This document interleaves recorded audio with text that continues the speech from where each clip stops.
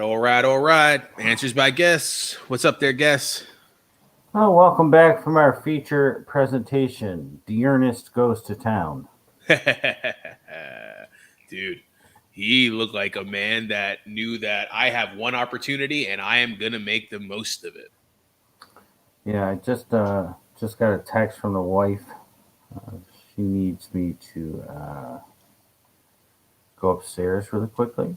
Sure. So, kind of inopportune time, but I got to do what I got to do.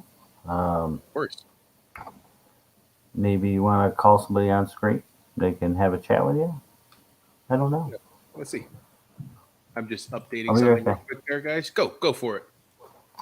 All right. Always remember, guys, to like us on Facebook, YouTube, TikTok, Instagram, Twitter, and Patreon. Yeah, it's going to be an interesting show, guys. I mean, week 7, these buys. Let's go over those. Buffalo, Dallas, Jacksonville, Chargers, Pittsburgh Steelers, and Minnesota Vikings. I mean, there's a lot of firepower, like we were talking about in Tuesday's show, that um, it's just not going to be there for you. I mean, there's just tons of positions that you need to fill this week. And guess is going to have the answers for you. But obviously, we need to figure out too. I mean, from my perspective, I'm playing a Michael Carter this week because there's an opportunity for him not having Zeke or um, Eckler, Najee. I mean, Cook. I mean, there's just so much opportunity. And even though they're going against New England defense, you know what? This is the time that you chose Michael Carter. His bye week's over. He's going to be your filler almost in a way. Why not take a chance? Eli Mitchell, another guy that we'll be talking about later on, at least in my opinion, who I think is going to actually have a potentially good game. So, I guess definitely a lot of things to fill, a lot of gaps to fill. So, hopefully, you guys are here tuning in with us, and we're going to be giving you the inside scoop from outside the box. Hopefully, everything's okay with guests. Who's out there? Let's say hello.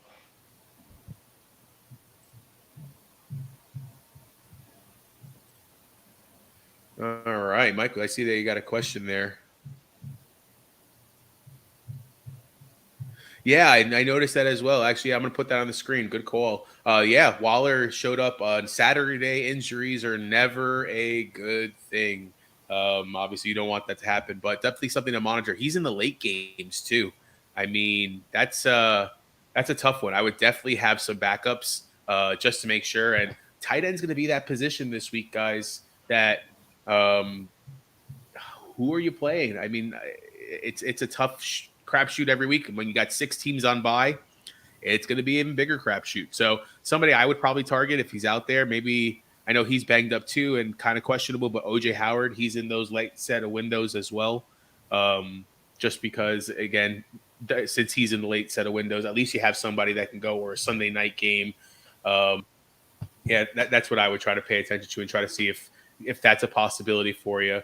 Um, yeah, Colts. I mean, Mo Alley Cox could still be out there somewhere. Maybe that's a flyer that you take on Sunday night and hope if you do have a Waller and try to hope for the stars there. All right, I got a shot and a beer waiting for you to teach me how to play fantasy. I got a lot of questions. All right, Jeremy, we're gonna get to them. You know how we go over the shows first. We want to go over the games, get guests' opinion on them, and then we're gonna jump in and make sure that we get your questions. I have a whole bunch of questions as well. I'm gonna probably start posting soon, and I guess we'll go from there. I picked up Goddard and Waller to the flex. Okay. Yeah, that's actually a good move, man. Goddard, they're saying is fully healthy. He's all systems go. Even though they limit him in practice, I don't think he even practiced yesterday, if I'm not mistaken. But yeah, it seems like with Ertz now especially gone, Goddard's that guy. Goddard is that guy. So definitely a good backup there, a good move. Yeah, I mean, you really could flex anybody then. I mean, from that Waller perspective, but definitely something to pay attention to in that situation. I just that those Saturday injuries always just make me so worried, especially going for the next day there. So I'm glad you like the Saturday shows, man. Yeah, so do we. You know what? Old men, I'll admit it. I'm one of them. I definitely I prefer a Saturday night because I'm really not going out anywhere the way I used to. We could definitely talk a little bit longer, and Sunday mornings make it a little bit more difficult with our daily lives and our kids and stuff like that. At least now they're going to bed, and we could hopefully get some good news in here. Let's see, Mike, what do you got to say here? If Hopkins doesn't have 100 yards against his former team this week, is it time to send him packing?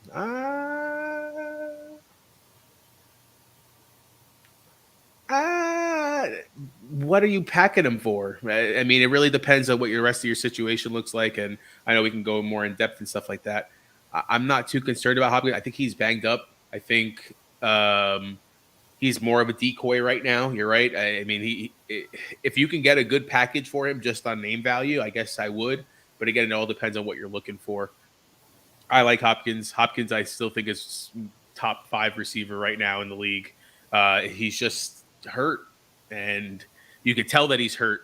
And again, I think he's more of a decoy than anything right now. So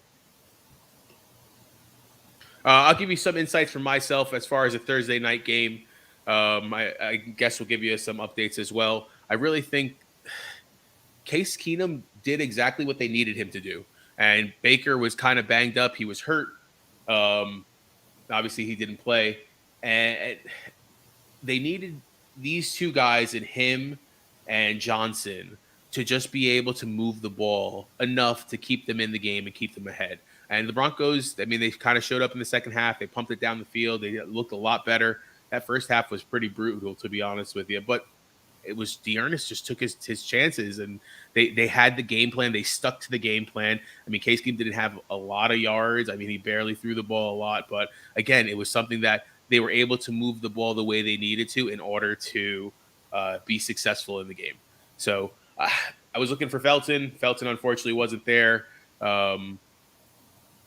Again, it's with Felton, it's a hit or miss. I mean, these guesstimators are people that are usually like less than 10% that are owned in leagues and stuff like that. Obviously, I know he was our week 3 one, but still one of them. I would love to see him more. Odell playing, Landry playing. I think that made a big difference as far as that as well. So we really got to see how that situation goes. Felton, I mean, if you need to drop him, I would say that would be okay. Guess needs a few more minutes just to give you a heads up. I'm thinking about trying to trade him for Diggs since I have Allen in that league. Yeah, I mean, Diggs had a good game. Diggs is going to be used more. Manny Sanders, as Guess has said, he's older. Yes, he has the momentum right now. I mean, he didn't show up. I mean, it was a Diggs game last game, but I would be okay with trading that. I mean, from a schedule wise, I mean, it really doesn't even really matter from schedule wise. I mean, the Bills are the Bills. Obviously on a bye this week, but who do they come back to? Dolphins, that should be a good game. Always a good divisional game. Jaguars, yeah, that's a lovely matchup. Jets, that's another lovely matchup. Colts, yeah, defense is playing okay. I mean, not the greatest defense. That's week 11. Week 12 against the Saints. Saints defense is top 5 as of right now, but that's floundering. It really depends on how the offense goes. I would be okay with maybe a Hopkins for a Diggs, especially that you have Allen and you're trying to get those double BB bangers. I would definitely be okay with something like that. Because, again, you're going name values, and Diggs is the younger player. Even though there's more, but there's really not more options. They're similar options, but Josh Allen and Kyler are just, it's kind of one of another. I mean, both great quarterbacks, both great situations, both a ton of guys around them. If I'm going for it, Hopkins will still be my favorite player, but I'm not mad at getting Diggs in that trade. Guy who owns Diggs is 0-6. Yeah, so he's going to, if you don't have to give up Hopkins and you can get Diggs for some other players, maybe doing both those guys, I mean, why not? That at least gives you more options, a lot more depth from that perspective. Maybe do a 2-for-1 where you give another good solid name and another backup that you're not going to utilize. That creates a bench spot for you and kind of go from there. Yes, I am all alone. It's all right though. Guess that he'll be back in a few minutes, just taking care of some daddy duties, I'm assuming. So what's going on there, Spencer? Got your questions. We're going to be answering questions at the end after we go on the games. But yeah, Hope everybody's having a good night. I'm ready to talk some fantasy football. Keep on talking to me, guys. Let's go. Okay, would you start Pittman or Vermeyers? I saw this question. This is one of the questions that you had that we listed, and we'll get guest's opinion after this one. I would probably start Pittman. I'm a Sunday nighter. I think that if you have somebody going Sunday night, that he is a part of that offense. T.Y. Hilton's out again. So from that perspective, that again opens those possibilities. T.Y. Hilton was amazing last week. He got a ton of targets, which took away from everybody else. So with those ton of targets, you would think that the ball would kind of spread around again a little bit, and Pittman would probably be that. So that would be a start for me over Myers. Don't get me wrong, they're playing the Jets, but the Jets defense has been pretty good. I know it's kind of underrated, but the Jets defense is actually what's been keeping them in games, if you think about it, it seems that their secondary isn't the greatest. Yes, they make mistakes and stuff like that, but I much rather have I much rather have an opportunity of Pittman getting more targets at night that day compared to Myers getting a ton of targets too, but the Jets are only holding him to 2 or 3 yards and so on and so forth. So you hear that? Yeah, Deb, thanks, man. I hope Hilton goes away. Well, he's out this week, so he kind of went away already for you. So again, I think that helps the situation. Let's see. I'm gonna cut with another one. Is Herbert a good play this week since Damian Williams was activated today and was given the matchup against the Bucs? Herbert's going back into that third role again. That third down, that backup. Guess is back. But yeah, just kind of going over some questions that these guys were having. Okay. And so I think that he could be a good play just because of so many bye weeks. Guess had mentioned it on Tuesday as well. If you need to flex him, even though Damian Williams is activated, he's still going to get touches. They're going up against a Bucs team where these dip and dunks, I think, are going to be how they move the ball, how Justin Fields moved the ball. So I think that's going to be the way. I think Herbert would be somebody that would be good to use, especially on the 6 of these bye weeks. So I guess we kind of just went over, like I said, some questions and stuff like that. You want to give your Thursday football recap? We went over buys already, or do you want to just jump into some games so that we can get to questions? I mean, Dearness went to town. Everybody's favorite movie. Javonte Williams gets, 6 yards of carry, and they keep taking him out.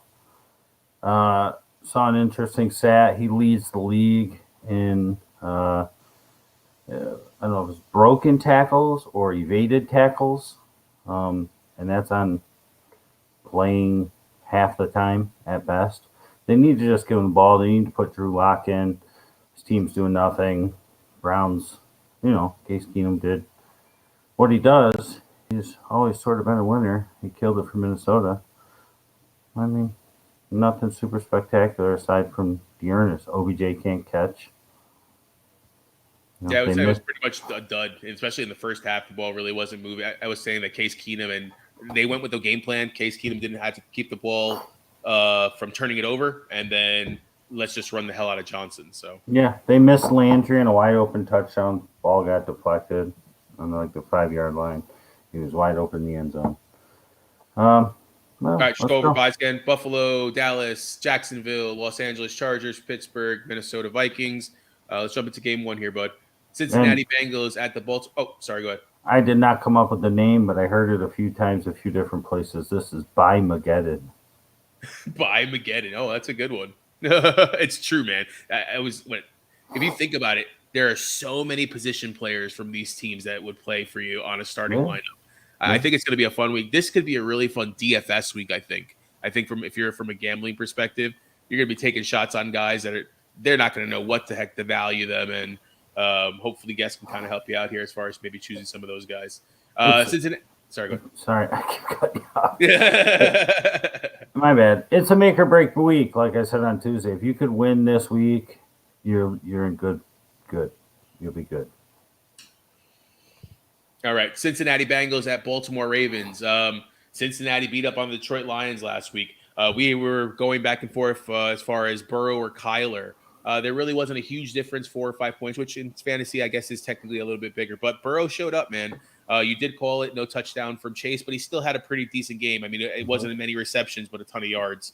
Do we see against this Baltimore Ravens defense, who's going to be that guy that's going to step up? If the Ravens defense is pretty good, are we looking for an ancillary? Is this going to be more of like a Higgins or Boyd kind of week compared to a Jamar Chase that's going to probably be covered by a Humphrey? On the flip side, Baltimore Ravens destroyed the Chargers last week. I mean, this team seems like it's all systems go. Cincinnati defense hasn't been playing bad. Do they stop Baltimore in this division game that they know that each other pretty well and kind of slow them down? Or does Baltimore just beat up on this team and it's just all offense and we're starting anybody and everybody? Yeah, this game's kind of be a play 'em if you got them. All things considered, by Mageddon and injuries, it's a play 'em if you got them for the most part. This game almost had our Week 7 guesstimator up until a few minutes before the show. I'm going to switch the guesstimator, make sure the player is 35% or less owned. But I want to continue the trend of players that maybe less than 10% are even aware of. So it was going to be Rashad Bateman, but people know about Bateman and his first game last week, got a bunch of targets. He's going to be another week acclimated because I think this game is going to be high scoring. I think he's going to be a great play in this game, especially this week. Once again, all things considered. Sammy Watkins, I believe, still out. Please correct me if I'm wrong. But that lets Bateman get that play time, that PT that is going to be needed. They're going to need him in this one. Bengals have a pretty good defense. They spent a lot of money on the secondary. Bateman can be deep. He can be possession. He can be over the middle. And that's where I think he's going to shine in this one. I think that the Bengals will do their best to make sure that Brown doesn't kill them deep. And that's going to open things up. And, of course, you're going to play Brown regardless. You're going to play Andrews. You know, the Ravens' defense looked good last week, but they haven't looked great all season. So, therefore, I think Burrow and the boys will be more than just fine. Once again, this week, all things considered, all three of the wide receivers and Mixon are good to go. P. Ryan's coming back. That's going to muddy things up for Evans. Evans came through in a big touchdown last week. We've been telling you about him since the preseason. You know, Evans is the draft pick. He's the young guy. He's the fresh legs. He's who they should go with. But P. Ryan is the head coach's boy and offensive coordinator's boy from the days in Minnesota, Washington. So they like him. So probably going to see a 50-50. If there's any two guys that I think you could probably sit this week in this game would be the running backs for not only the Bengals, but I guess the Ravens as well. I mean, Le'Veon Bell came through last week. We'll see if that continues. I'm in a dynasty league, and you all know how I feel about Le'Veon Bell, but I'm in a dynasty league, and I picked him up for free just because my running backs with Mageddon and the injuries – I just said, let me just pick him up just because I had an open spot because Jake Funk, who I had on my team, went to IR. So I said, well, he's just sitting out there, so I'm just going to pick him up. Yeah, we'll see about Tyson. They probably aren't going to play him. They're going to go with the three old dudes. But Murray's hurt. If you are in super dire straits, and I realize, you know, as we've done this more, we've talked to more and more people. The majority of people play in 10 or 12-team leagues. If that's the case, typical weeks, I tell you to sit all those running backs and the two guys I mentioned from the Bengals, not Mixon. You play Mixon. But if you're in a deeper league and you are really struggling Week 7, 2021 football season, I mean, flip a coin with the Ravens running backs, flip a coin with the Bengals backup running backs. You know, I don't know. I don't like any of them. I just said I picked up Bell because I had open spot. He was the best thing out there. So I picked him up just in case. But I don't like it going forward. The Bengals have a tough defense. I think this is an air show game for the most part. All right, man. I need Burrow to do well. So I hope you are 100% correct that this is an offensive game. All right, next one. Washington football team against the Green Bay Packers. Football team looked okay in the first half last game, and then they got Mahomes and Hill in the second half. this football team, I'm high on Case Keenum, but with Gibson being banged up, and it sounds like he's going to try to play. It sounds like he has a fractured shin or something like that. That has to hurt no matter what. Do we see him making it through the game, and how do we judge that situation? If you're a J.D. McKissick owner, are you starting him? I know you mentioned Patterson on Tuesday. Let's talk about that as well. And there is no other wide receivers besides Scary Terry. On the flip side, Aaron Rodgers, again, that offense hasn't looked the greatest, but it's been him and Adams. Is there anybody else we're trusting besides an Aaron Jones and maybe a Dylan if you need him on this bye week of crazies? Should we be looking at any other wide receivers for this team to be able to fill some of those gaps? As far as Washington goes, Rob and I in the Answers by Guest League, we own Gibson, and we're benching him. Now, Gibson's been playing with this shin for weeks, they say. I don't know if it's getting worse. I'd imagine it is. But I hear that even if he sat, it doesn't mean it's really going to get better. It's something that's going to take months. So we're benching him. And we don't have a plethora of options. But we have an option.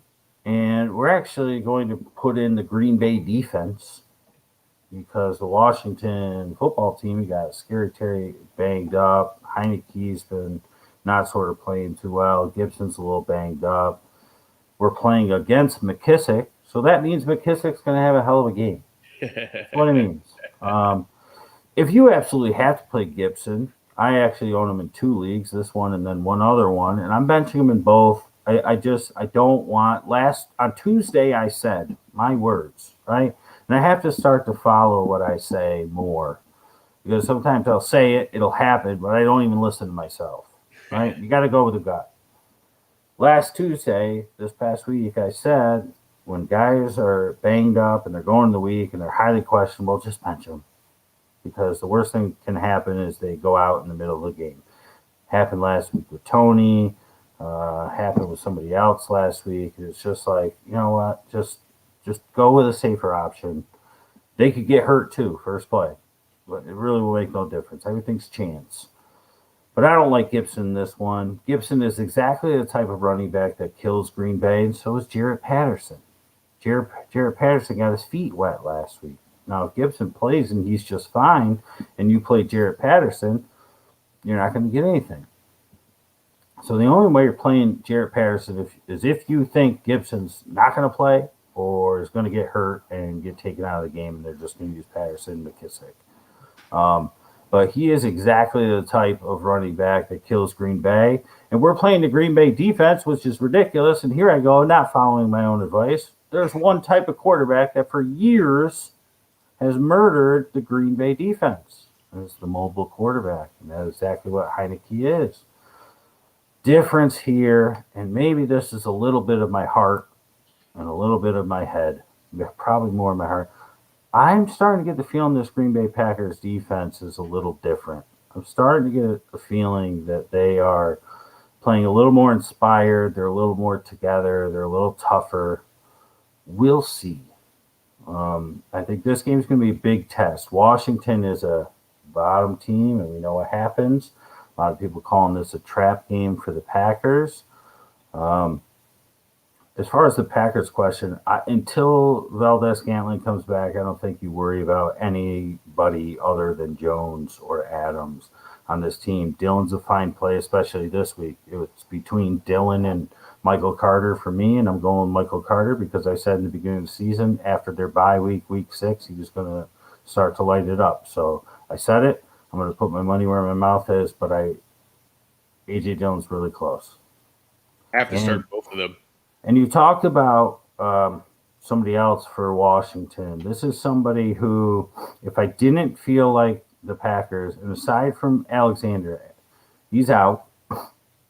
Aside from Alexander, who would be guarding McLaurin if he was playing, they have trouble sometimes with the secondary wide receiver, and he's back from injury. And we liked him in the preseason, Diami Brown, because Samuel's not playing. So Diami Brown, the rookie, will play in this game. He is somebody I considered for my Week 7 guesstimator, but since I am putting faith in the Packers defense to shut down this football team, didn't make the cut. He came in third eventually. Bateman is second because Bateman was too easy of a pick, and I don't want to go easy. But he's somebody, if you're dying for a wide receiver, Diami Brown, Dynasty League especially, pick him up, stash him. All right. I like it. Yeah, I dropped Curtis Samuel pretty much everywhere. I was such a high hopes guy for him, and you know that already, and it's just a waste of time. Ron Rivera doesn't know how to use him, and you can't stay healthy, so. All right, next game here. Atlanta Falcons at the Miami Dolphins. Falcons were on a bye last week. Gives them some more time to gel. You mentioned on the Tuesday show that this offense is starting to click a little bit. New offensive coordinator. How do you see this offense now with Ridley back? Sounds like Gage will be back. Pitts is definitely stepping up. Are we comfortable starting those three guys against the Miami defense, who's kind of been faltering? And talk about the run situation on the Falcons side. On the flip side, Tua looked pretty good last week. Devontae Parker coming back. How does that affect the way things are going? Devontae Parker is a good big target. Does that mean Waddle's targets go down? Does that mean Gesicki starts putting up goose eggs again? Or is it one of the other two tight ends that he usually goes to maybe starts seeing a little bit less? Yeah, Tuesday show, a lot of the questions were, who am I going to play at quarterback? I own Josh Allen. I got Matt Ryan or Tua, and I said Tua. I think Matt Ryan's going to have a good game. I don't think he can go wrong. I do think Miami will get a pick six in this game. They play well at home. They typically get one. They give up a lot of points. They give up a lot of yardage, but they're opportunistic. And Matt Ryan on the road will allow them to do that. I like both offenses. Gesicki, you're riding that high. I think Devontae Parker coming back hurts him the most. I don't think anything's going to stop Waddle. Tua looks for him. It's his buddy. It's his boy from college.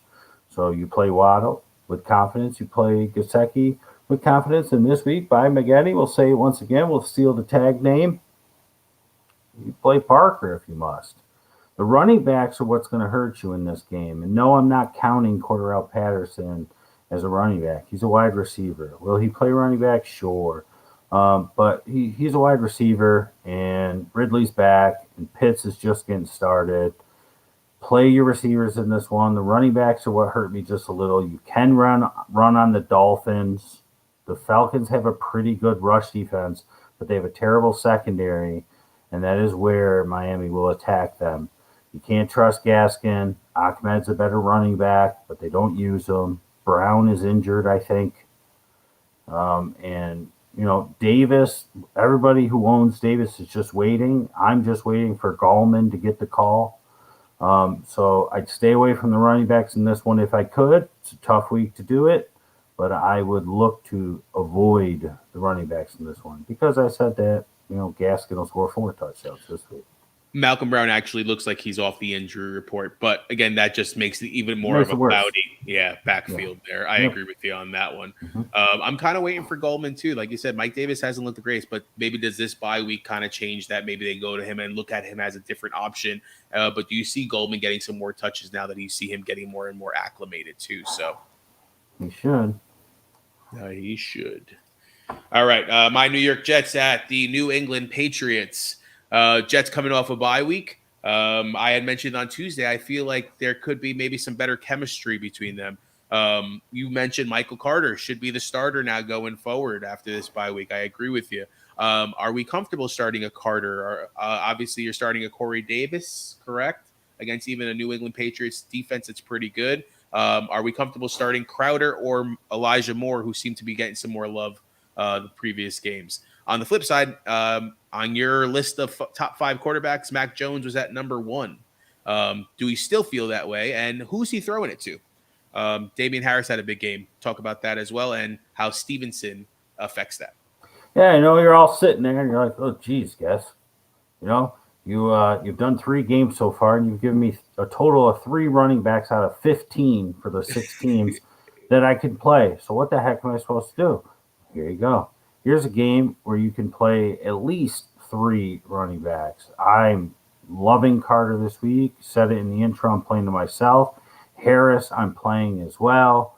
And Ramondre Stevenson. I believe that he has become their third down back. Bye-bye, Brandon Bolden believers. We told you about this when it happened. He's 44 years old. There was no reason to go after him. So this is the game where I'm going to want the running backs. It's the two rookie quarterbacks. I know T-Law is who everybody's after, but my favorite from right after the draft were Wilson and Jones. I thought they would be the top two this year moving forward. They both have looked better than Trevor Lawrence. In my mind, this game I feel like is going to be a little bit different than what we saw a couple weeks ago the first time they played. I think the Jets used the bye week to prepare for this one. I think they used the tape from the last game to prepare for this one. I think the defense will be up for it. The biggest problem is going to be that they're on the road in this one. But I think Michael Carter being a little more acclimated, they're going to look to get him involved. And remember, last game we told you, bench Corey Davis because Bill Belichick is going to take out the number one wide receiver and get after the rookie quarterback. Well, they're going to prepare for the rookie quarterback part. They're going to prepare for the taking Corey Davis out part. And the Patriots can't just do that because now they have Jamison Crowder. They didn't have him the first week. So if you're Bill Belichick, who is the number one wide receiver for the Patriots, you also have Elijah Moore, who's going to play in this game. I think Corey Davis is a definite play this week. Bounced back from his first game. I think it was only 2 catches against the Patriots coming off a huge week 1 game. Or maybe it was week 3 coming off a huge week 1 and 2. I'm getting old. But the story's the same. You play Corey Davis, you don't shy away from this one because I think if Belichick looks to take anybody out, I think it's a safety blanket. I think it's Jamison Crowder.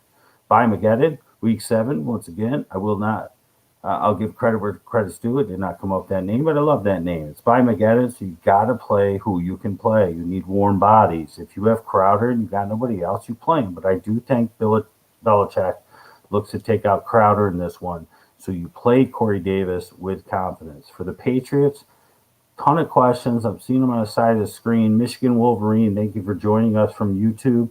Scooby Taylor as well. Rob mentioned at the beginning of the show. We will answer all the questions after we go through all the games, so I'll get to those. But I see a bunch of questions popping off about Myers. I'm probably one of the least favorite Myers fans because he never gets in the end zone. He gets looks.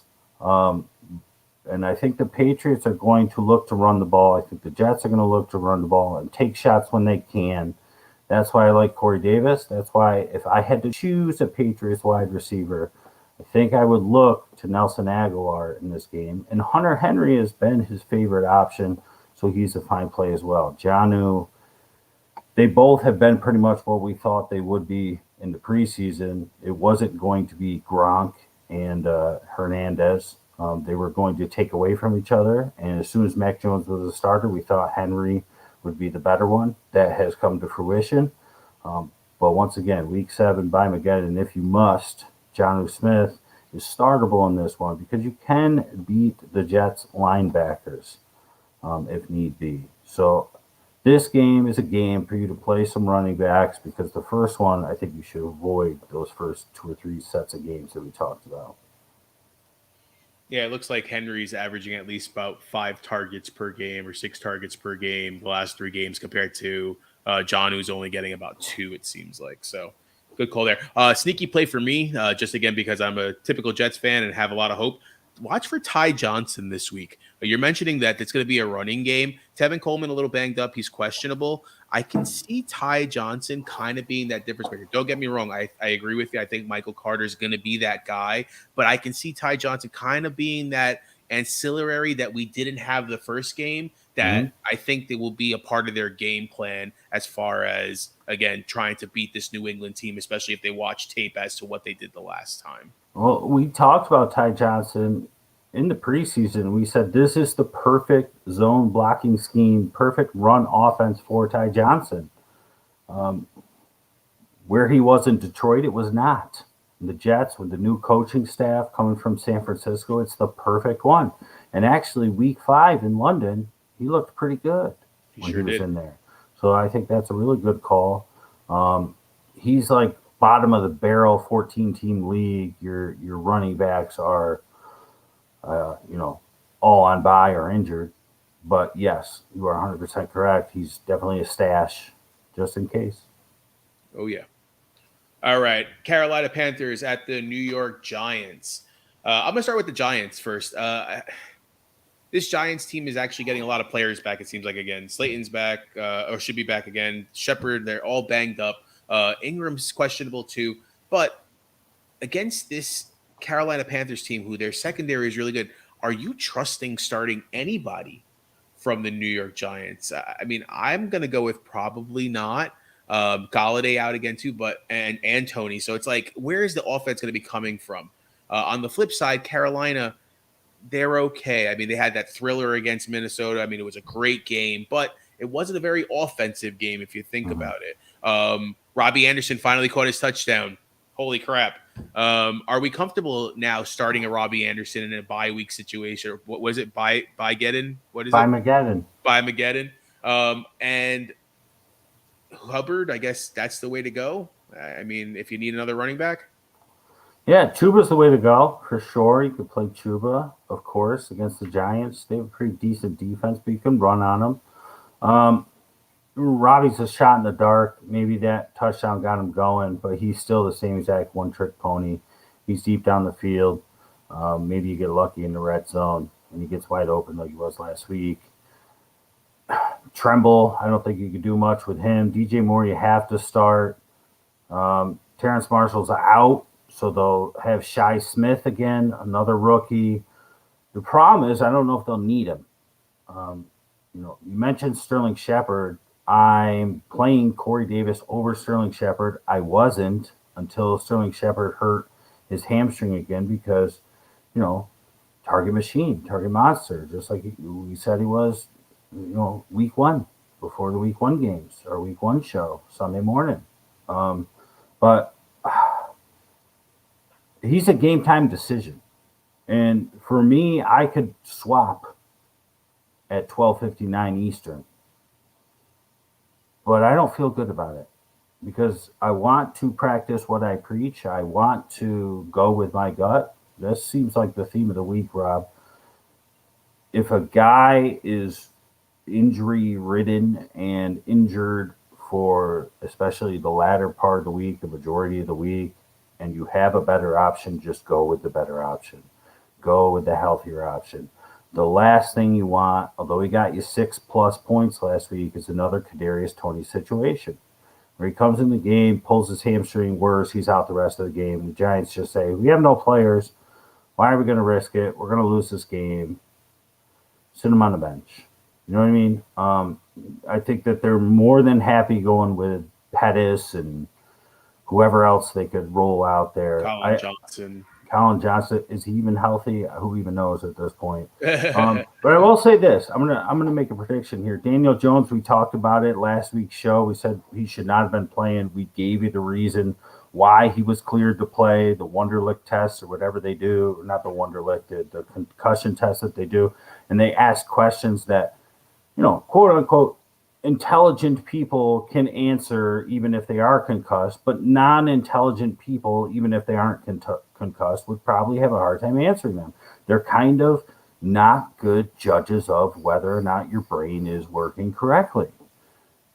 Daniel Jones, a very smart individual, right? Summa cum laude at Duke, 4.0. He's a very smart person. He probably knew those answers sleeping. They let him play. Had a terrible game. I will say if he had some receivers, I would give the Giants a chance in this one, but I do think he bounces back. I picked him up in one of our dynasty leagues as my third quarterback because Baker's my second, just to sort of stash, because I feel like last week he was still concussed, and it was a tough game to go into against the Rams anyways. But I will say that he bounced back. So if you're a Daniel Jones owner, you're thinking of cutting him loose, he has a ton of weapons. They're all hurt. He was still concussed last week. Don't drop him just yet. Vanilla Vic, give him another shot. He will come through for you. So I actually see him running the ball quite a bit in this one because Booker's no. I told you all no. Booker, no. You don't want Booker. Not even this week. I would not play any Giants because Evan Ingram's another thing. Like, he's banged up too, man. Right. And you don't know if he's ever even going to finish the game. I mean, if this was any other week, you would not, what's the saying, touch them with a 10-foot pole, the Giants. Because it is this week, and you absolutely have to, maybe you try your luck with Shepard getting through the game if he plays. Maybe you try your luck with Booker or Ingram, but I'd look for other options. The Panthers are very pissed. They know a lot of people are discrediting their early season success. It's well, what's the word? Documented. They've been saying it all over news stations and interviews all week long. They're very angry that people are calling them pretenders, and they want to come out in this game. I think they're going to beat up on a wounded team. They're kicking them while they're down. Yeah, I mean, I totally agree with you. I think Panthers are getting the respect that they're looking for, even though they lost in a tough game, and it was an overtime situation. Sam Darnold has slowed down though, and you can tell he's not the same quarterback he was, week 1, week 2, week 3 kind of situation. So let me tell you this: Sam Darnold going back to New Jersey. No, yeah, even though it's the flip side of the team, but still, yeah. I could agree with you on that one. Somebody, a DFS sneaky little play, Eli Penny. Devontae Booker isn't doing good. He got the touchdown last week. I mean, again, it was very minimal touches, but if Booker's not doing it, they got to put somebody has to run the ball. So it can't be Daniel Jones all the time. Again, DFS, maybe a little sneaky play. Yeah. All right, Kansas City Chiefs at the Tennessee Titans. As mentioned before, KC came up in the second half. They really weren't that great in the first half. Mahomes, Hill's still banged up. Seems like it's going to be a game time decision, but seems that he is going to be playing. How do we feel about the running situation here too? A lot of questions I've seen as far as do they continue to run the ball, or do they now just kind of pass the ball a little bit more? And when is Kelsey going to get involved? On the flip side, you called Tennessee, man. You called that Monday night, or you said they were going to play well. Henry's a good go. Obviously, you're always going to start him, but A.J. Brown didn't show up until the second half. Julio Jones was limited in practice. Again, same situation. Somebody who's hurt. Do you even take a chance? He didn't finish the game last time. Anybody else we should be thinking of? Yeah, Dawn called it. A.J. Brown in and out of the locker room, going to the bathroom. Number 2, the squirts were her words. I thought that was pretty funny. Kansas City, the way you beat Tennessee is you pass on them. They have the worst secondary. They showed up last week, Monday Night Football, just like I thought they would. The Bills were coming in on their high horse. It's hard to do that 2 weeks in a row.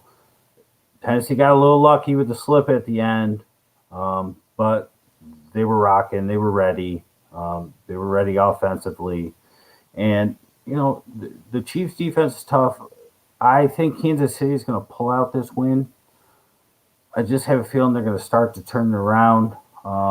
But Kansas City, you want to play the wide receivers. Tyreek Hill, you're not benching him. Yes, he's banged up, but he gets banged up. He's on the list every single week. He gets banged up in the game worse every single week. He comes out of the play for a few games every single week. And when he comes back in the game, he does better than he was doing before every single week. That's how it goes with Tyreek Hill. You're like, he's stinking, he's sucking. He goes on the side. It happened last week. I was playing against you, Rob. You're like, yeah, Tyreek Hill's done nothing for me. I'm like, when's the last time you checked? Because he's got like 19 and a half points. You're like, what? Like, yeah, because you saw him go to the sideline and stay to the sideline for a few plays. And he comes back in and he blows up. Now, if you're a Mecole Hardman owner, you need to hope that your production comes when Tyreek Hill's on the sideline, because he is Tyreek Hill and he's nothing while he's there. So it's Kelsey, it's Hill, whatever happened to Josh Gordon, right? Yeah. Exactly, though. That's what we said. Demarcus Robinson, this week even, I don't think you need him. Nobody loves him more than me, but you don't need him. You play the big guys. Darrell Williams. If you took the week 6 guesstimator, Derek Gore, and you stashed him somewhere, I'm not letting him loose yet. last week was his first game. Telling you, he's going to get some burn. Don't know if it's this one because Tennessee's decent against the run. They stink against the pass. But you're going to see him. You're going to see Derek Gore one of these weeks. If it's not this week, it's going to be the week after. But it will be soon. And it'll be before CEH comes back because they want to know what do we have in him before CEH comes back because I don't think they're very happy with CEH. I don't think that they feel like they made the correct draft pick. And they want to see what do we got in this guy that we plucked off our practice squad. They had a big preseason. See if we got something. And then we could figure out, okay, maybe we got a draft running back. Maybe we don't. So Derek Gore is a name still to watch for. Remember, the guesstimators are people that people don't know about. And you could play them this week if you feel super sexy. But you probably want to pluck them because they're going to be viable in a week or two, at least. And this game happens to have our Week 7 guesstimator. Week 7 guesstimator. Now, this is somebody that people know about, that people should know about, a name that we have brought up for 1 year plus this entire year. He has never been able to get on the field, but he's supposed to be getting on the field this week. Derrick Henry has the biggest workload out of them all, and he needs some help. And it's not Blossom Game and McNipples. It's none of them. It's the guy that they drafted to be the one to take a little bit off of Derrick Henry, who has yet to get on the field, but is getting on the field this week. In a game where I think they'll be playing a little bit of catch-up, Darrington Evans. Darrington Evans coming off IR. He's probably out in the waiver wire. Most casual fantasy football players won't know who he is still. Was a big rookie coming out. Rob was really high on him after the draft for this very reason. Somebody to come in, give Derrick Henry a couple third downs off or a couple first or second downs off. He's finally going to come back. If he can get through this game healthy, he's going to help your team possibly this week and moving forward. He's our Week 7 guesstimator. I do see him making an impact in this game. If he gets through it healthy, I see him making a very nice impact as the season goes on. And it's kind of bad news for Derrick Henry owners, but even a slight decline in his usage is not really going to hurt you too much. So Darrington Evans is our Week 7 guesstimator. I think he makes an impact here. A.J. Brown, yes, you play him this week. Julio, I don't hate it because the Chiefs also have a terrible secondary and you could pass all over them. They're going to need him. And Josh Reynolds is hurt. So it's pretty much those two. I mean, Ikine was back, but I don't want it. All right. Let's go on to the next one here.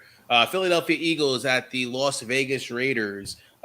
Philadelphia had the mini bye. They didn't play the greatest in the first half against Tampa Bay, but actually showed up in the second half. Jalen Hurts started passing the ball. It seemed like they started moving the offense. You saw a little Miles Sanders. Against this Las Vegas Raiders team who is on high horse right now after the win that they had, could this be a game where Philadelphia actually steps up and we see a lot of love to all the players in Philly, especially on this bye-mageddon, as you say? And are we comfortable with starting a lot of these guys? On the flip side, we know that the defense for the Raiders, I mean, does it kind of lend to that? But Drake was your man. You called it, man. You said that Drake was going to get some love now that Gruden was in the system. 2 touchdowns, 1 receiving, 1. Is he a start now? Can we start him, even though Josh Jacobs is getting the 1s and 2s pretty much? Darren Waller, Michael actually said it earlier, showed up on the injury report today. How do we feel about that? It's the later games, obviously a 4:05 start. Can you give some backups just in case if Waller doesn't go? Yeah, never a good sign. Listen, the Raiders called it last week. I said that I was starting to get a feeling this team is going to be pumped up and ready. Their offense is going to wake up against Denver and Mile High, and that they did. And I had a feeling that Kenny Drake was going to be a big part of that, and he was. And now they get to play at home, and the fans are going to welcome them back. It's raucous there to begin with, but after everything that went down 2 weeks ago, fans are going to welcome them back here. And this is going to be a very tough spot for the Eagles. I feel like this game is good for both offenses, but I feel like for the Eagles and a specific player that people have been down on because his production has been down, I think this is going to be a very nice game for him, and that's Miles Sanders. I think the Eagles have to come into this game looking at what Miles Sanders did against the best rush defense. They haven't used Miles Sanders all year. Miles Sanders hasn't sucked. He just hasn't gotten burned. They haven't given him snaps. They haven't really given him snaps, but they haven't given him touches. And they chose to begin to do that against Tampa Bay in a game at a point where Tampa Bay was probably relaxing a little bit on the run, figuring, all right, Philly's going to pass the ball. They're not even going to bother running on us. Let's go back a little bit. But he ran hard. He ran pissed. He wanted to show, give me the ball. I can get this done. And I think going into Vegas, with Vegas riding high, the fans going to be high emotion after everything went down. Welcome them back after a big win. The offense is rolling.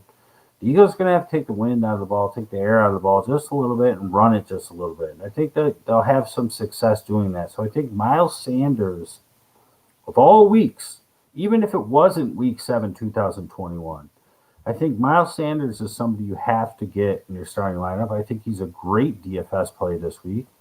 I think they're going to rely on him. Now, remember, a lot of the times, a lot of the things I think is because I'm thinking with some sanity. And a lot of these coaches are just freaking insane. Like, they don't think. Like, eventually we'll get to the Bears game, and you'll understand exactly what I'm saying here. But I think Miles Sanders is a good play. Somebody asked a question about Quez Watkins. We'll get to it. But I like Quez Watkins in this game to catch a deep ball. It's just a matter of Hurts connecting. He almost had him twice last week. I think Quez Watkins comes through with a deep ball. Might be a touchdown, but it's definitely 40-plus yards. Big reception here. I know he had a big one last week, and he almost had a big touchdown last week as well. Gainwell, our boy from the preseason, popped up after week 5, did nothing week 6. I think you see a little bit of him. I think that they are going to do everything they can to sustain drives. Goddard, of course, because Ertz is gone, is going to be huge. But there's a tight end on this team that almost made the guesstimator, but I don't think he's going to be activated for this, but he will soon. So I'll give you his name anyways, just in case he pops off this week. That's Tyree Jackson. Tyree Jackson's a former quarterback. Played quarterback at Buffalo, and then was drafted by the Buffalo Bills. And then they drafted Josh Allen a year later, or maybe it was even the same year. And Tyree never went to anything. I actually think he went to the XFL or the AFL, one of those leagues, and then those leagues got shut down with COVID. Came back, got signed, and switched his position to tight end. There's another player that did that. You know who the other player that did that? That was kind of a big name. I wasn't too high on him, but he was successful last year and the beginning of this season. Logan Thomas. Logan Thomas was a former quarterback. That's right. Yeah. And he made the swap, and he became a pretty successful tight end. Tyree Jackson is an athlete, and he's the Philadelphia Eagles' third-string tight end at the moment. He's not second string. He's third string, but they just activated him off the IR.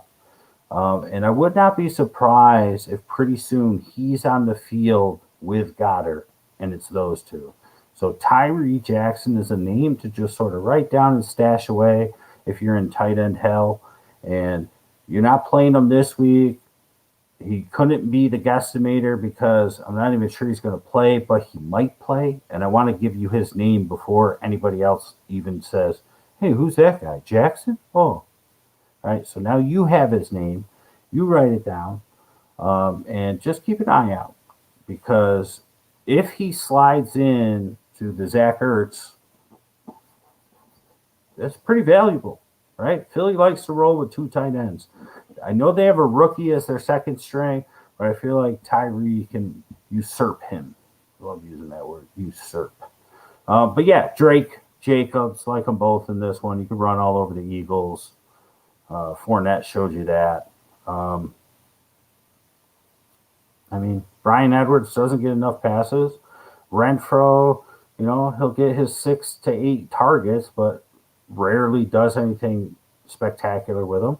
And Ruggs is the boomer bust. So if you got to use them, use them. But, I feel like the Raiders are going to give Philly a tough game in this one. Raiders will score points. Without Waller being there, maybe that gives you, if he's not playing, a better reason to use these Raiders wide receivers. But I don't know. They're also ho-hum on this team.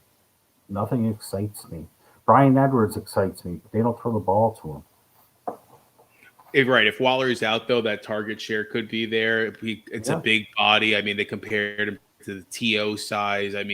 If Waller's obviously the one that he just chucks the ball up to, maybe it could be Brian Edwards. Could be. All right. Detroit Lions at the Los Angeles Rams. The spreads on this game and the next game that we're going to go over, they're freaking huge. I think this was 14.5 points or something like that. You mentioned on Tuesday, Goff looks like poop. I don't know what – you have to start Swift, I would assume. Williams is, again, in Bimageddon, that may be a flex play. But are we trusting anybody else on the Lions? On the flip side, Cooper Kupp is the best wide receiver in football. You're obviously starting him. But that leads questions for Bobby Woods and Van Jefferson.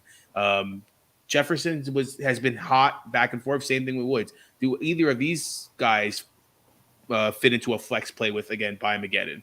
And talk about the running situation. A lot of Sony Michel questions with Henderson's situation. The NFL is pretty cute.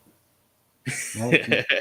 The NFL is pretty cute. They did this not once this week, but twice. We haven't gotten to the other game yet. But the Sam Darnold one is also kind of it by bringing him back to New York in this week. They're like, we're going to put 6 teams on a bye, but we're going to keep everybody happy by bringing Sam Darnold back to New Jersey. And then we're going to put Jared Goff against Matt Stafford, against their old teams after they just got traded. And at least people will think that's exciting. Unfortunately, this might not be too exciting.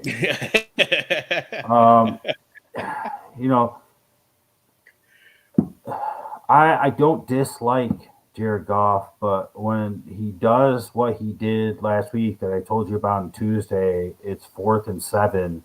And you're rolling out and you just throw the ball out of bounds. Like, you have to at least chuck it down the field. If you get an interception, it's like a punt. He just threw it out of bounds. Like, give your guys a chance. Give your team a chance. I think it was like 10-0 at that point. The game wasn't over. It's just like, at that point, I was just like, oh, well, the Bengals are going to kill them. There goes my prediction of the Lions shocking the world. But this one, the Rams at home, Stafford against his old team, Goff against his old team. This does not look good for the Lions. I think Swift owners, and if Williams is playing owners, could be disappointed. Hawkinson's really the only one you can play here. St. Brown, I guess, of course. And for the Rams, the problem with the 2 big guys, the biggest guy, Kupp, who's actually the smallest guy, Bobby Trees, and Van Jefferson is, will they continue to throw the ball when they're up by 30 points? Now, if this wasn't Stafford against the Lions, but a team like the Lions, I'd say probably not. They probably won't. But since it is Stafford, they might just give them free reign to just, chuck it. Smash their heads in, just smash them so hard. And so that's why it's like, yeah. I'd play Van Jefferson this week for that very reason. Tyler Higbee, put him in. Why not?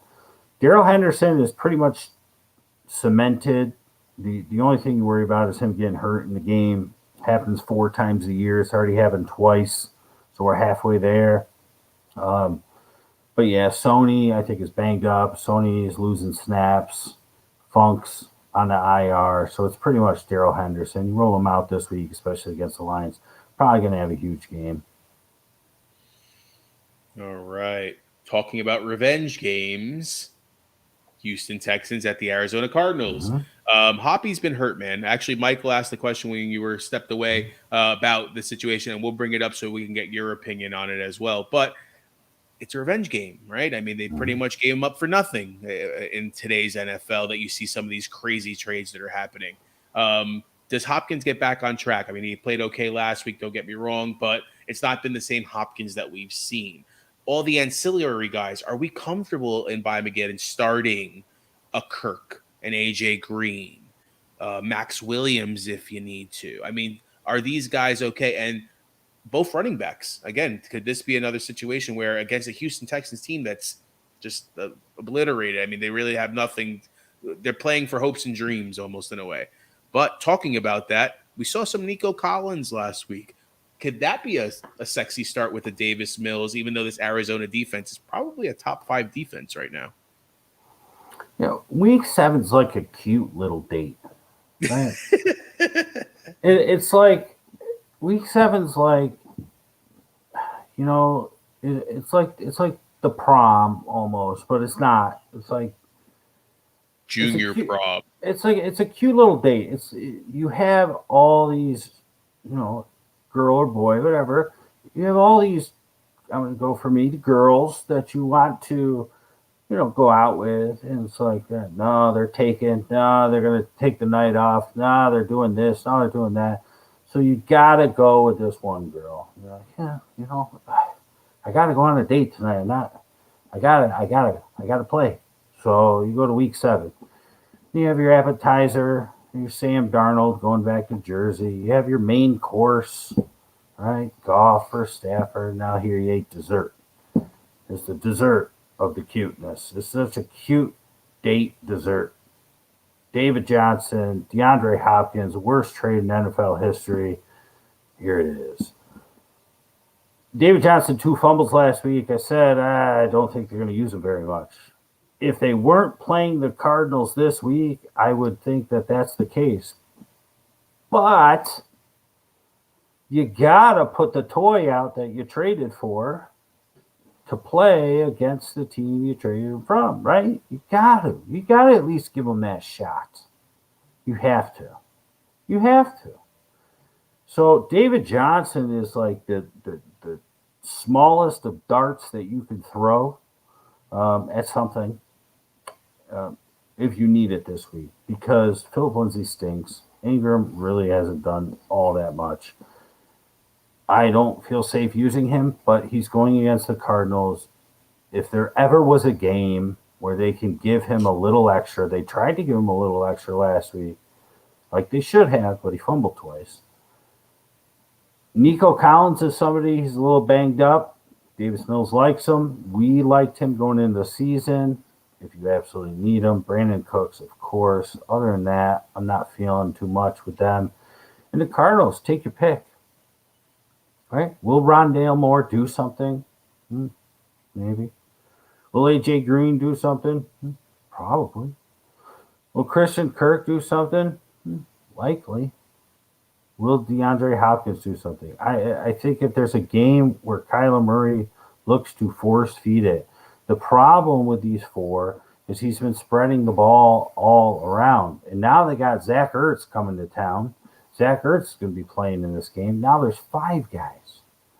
And the goal line when they get close, if he's not throwing it to DeAndre, which he does, which is awesome for DeAndre owners, it's James Conner or it's Kyler running it in. Sometimes they'll get silly with Rondale and jet sweep or something we've seen once or twice.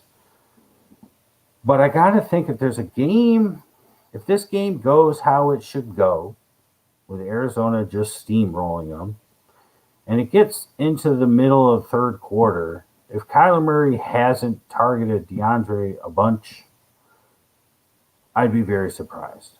I'd be very surprised. I think that he's going to give him every opportunity. I think if there ever was a week, banged up or not, that, you should have no worries at all about DeAndre Hopkins. I think it's this week. I think he wants to do everything he can to put a stomp on this team. I can see no reason why not. Kyler, throw me the damn ball. Throw me the ball. Right? And I think all of his teammates would be okay with that, especially if the game is in hand second quarter, which it could be, which it very well could be. Yeah, I'm hoping for some Kyler runs. I'm hoping for some DeAndre Hopkins. It's a little double BB banger situation, our ABG league. Let's make it happen. All right, Chicago Bears at the Tampa Bay Bucks. Chicago didn't play horrible last week, but they didn't play that great. Herbert was good. We called that one. Great job on that one. Damian Williams back, though. So how does that affect the situation as far as does Herbert go back to that third down role almost in a sense, but is he viable option still? You had mentioned on Tuesday that they're going to have to throw the ball. Are we comfortable starting an A-Rob and a Mooney without a problem this week? On the flip side, Antonio Brown's out, Gronk's out. So Evans and Godwin haven't been getting the ball that much. Are they actually going to get it, or is it going to be one again these ancillary guys as far as a Tyler Johnson or I can't even remember anybody else that not Humphreys. What the heck's the guy's name? Yeah, they got Watson. They got Miller. Miller might be hurt. Miller he may be hurt. But anyways, from the tight end perspective, though, with the Waller being banged up, could OJ Howard be somebody that we're looking at with a decent game last week to kind of fill in if he doesn't go? He's also a little bit banged up. I see a lot of Fournette and Rojo. Like Fournette obviously is the go-to guy now, but is Rojo going to get some love possibly and maybe a game that should be a runaway? I'll start with OJ Howard. He should, and he could. But if I'm a Darren Waller owner, I'm probably going to go grab Cole Kmet because I see him out on a lot of waiver wires because he's done not so much. And again, most of the people, we love to play in our 14-team leagues or 12-teams leagues like Dynasty with huge benches. So he's not available. But most people in 10, 12, Cole Kmet's probably out there. And I'd grab him because I think it's just a matter of time before he just gets more and more involved. Justin Fields is not hitting on his deep passes. A-Rob should have caught a huge, wide open, long touchdown last week. Fields just can't hit it. He's got to start hitting that short and intermediate type stuff.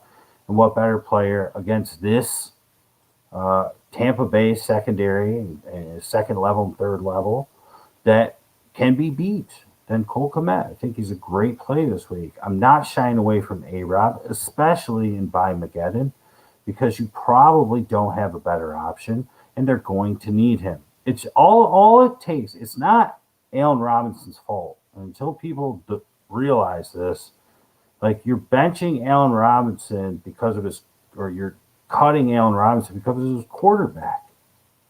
It's the quarterback that's causing this. They say, well, Andy Dalton was week one, Okay, it's not Andy Dalton anymore. It's Fields. And Fields is what's holding him back.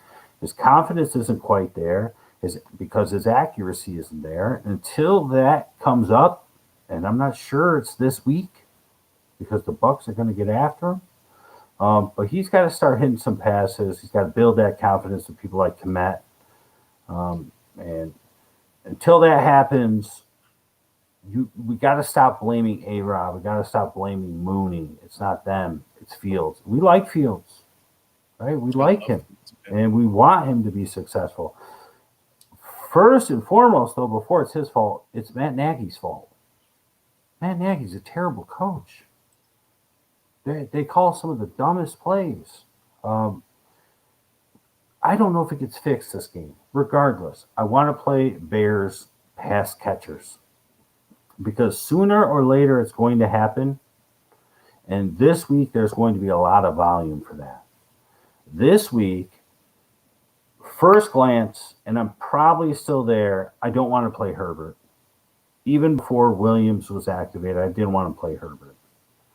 Herbert is somebody who was picked up a week after we told you to pick him up. Some people did pick him up. They gave us props for that because they already had him on team. They picked him up a week after. Maybe they played him last week. Maybe they just picked him up this week after we already blew up last week. And they're going to put him in their starting lineups. You got to look at the matchups. The only silver lining you have going for you with Herbert is that Miles Sanders took it to him last week. He punched the bully in the freaking nose. That's what Miles Sanders did. Miles Sanders was pissed, and Miles Sanders took it right to him and ran it right down their throats. Play after play after play once they finally use him. If Khalil Herbert goes into this game with that mentality, then he'll have some success. And he'll say, you can beat this Bucs rush defense. All you people need to stop being afraid of it. So that's your silver lining if you're playing Herbert this week. And you have to be like, oh, well, wait a minute. Maybe this Bucs defense, rush defensive, really isn't that good. Maybe people are just afraid of it, so they're just not rushing against them. So the stats look really good. So we'll find out. But what I told you was going to happen, I told you that Williams would become Montgomery and Herbert would become Williams. This was before anybody even knew who Khalil Herbert was. I told you this. And then Williams went out and Herbert, became both of them. I have a feeling that Herbert is now Montgomery and Williams is going to stay Williams. So we'll see if that happens. But this is a tough game. It's a tough barometer to really see if that happens. But I think that we're going to see Herbert be the 1 and 2 and Williams come in on 3rd, just like it would have been with Montgomery. So we'll see if that comes true. But I think if there's a better play in this one, it all depends on the coaching. And again, we go back to Matt Nagy, terrible coach.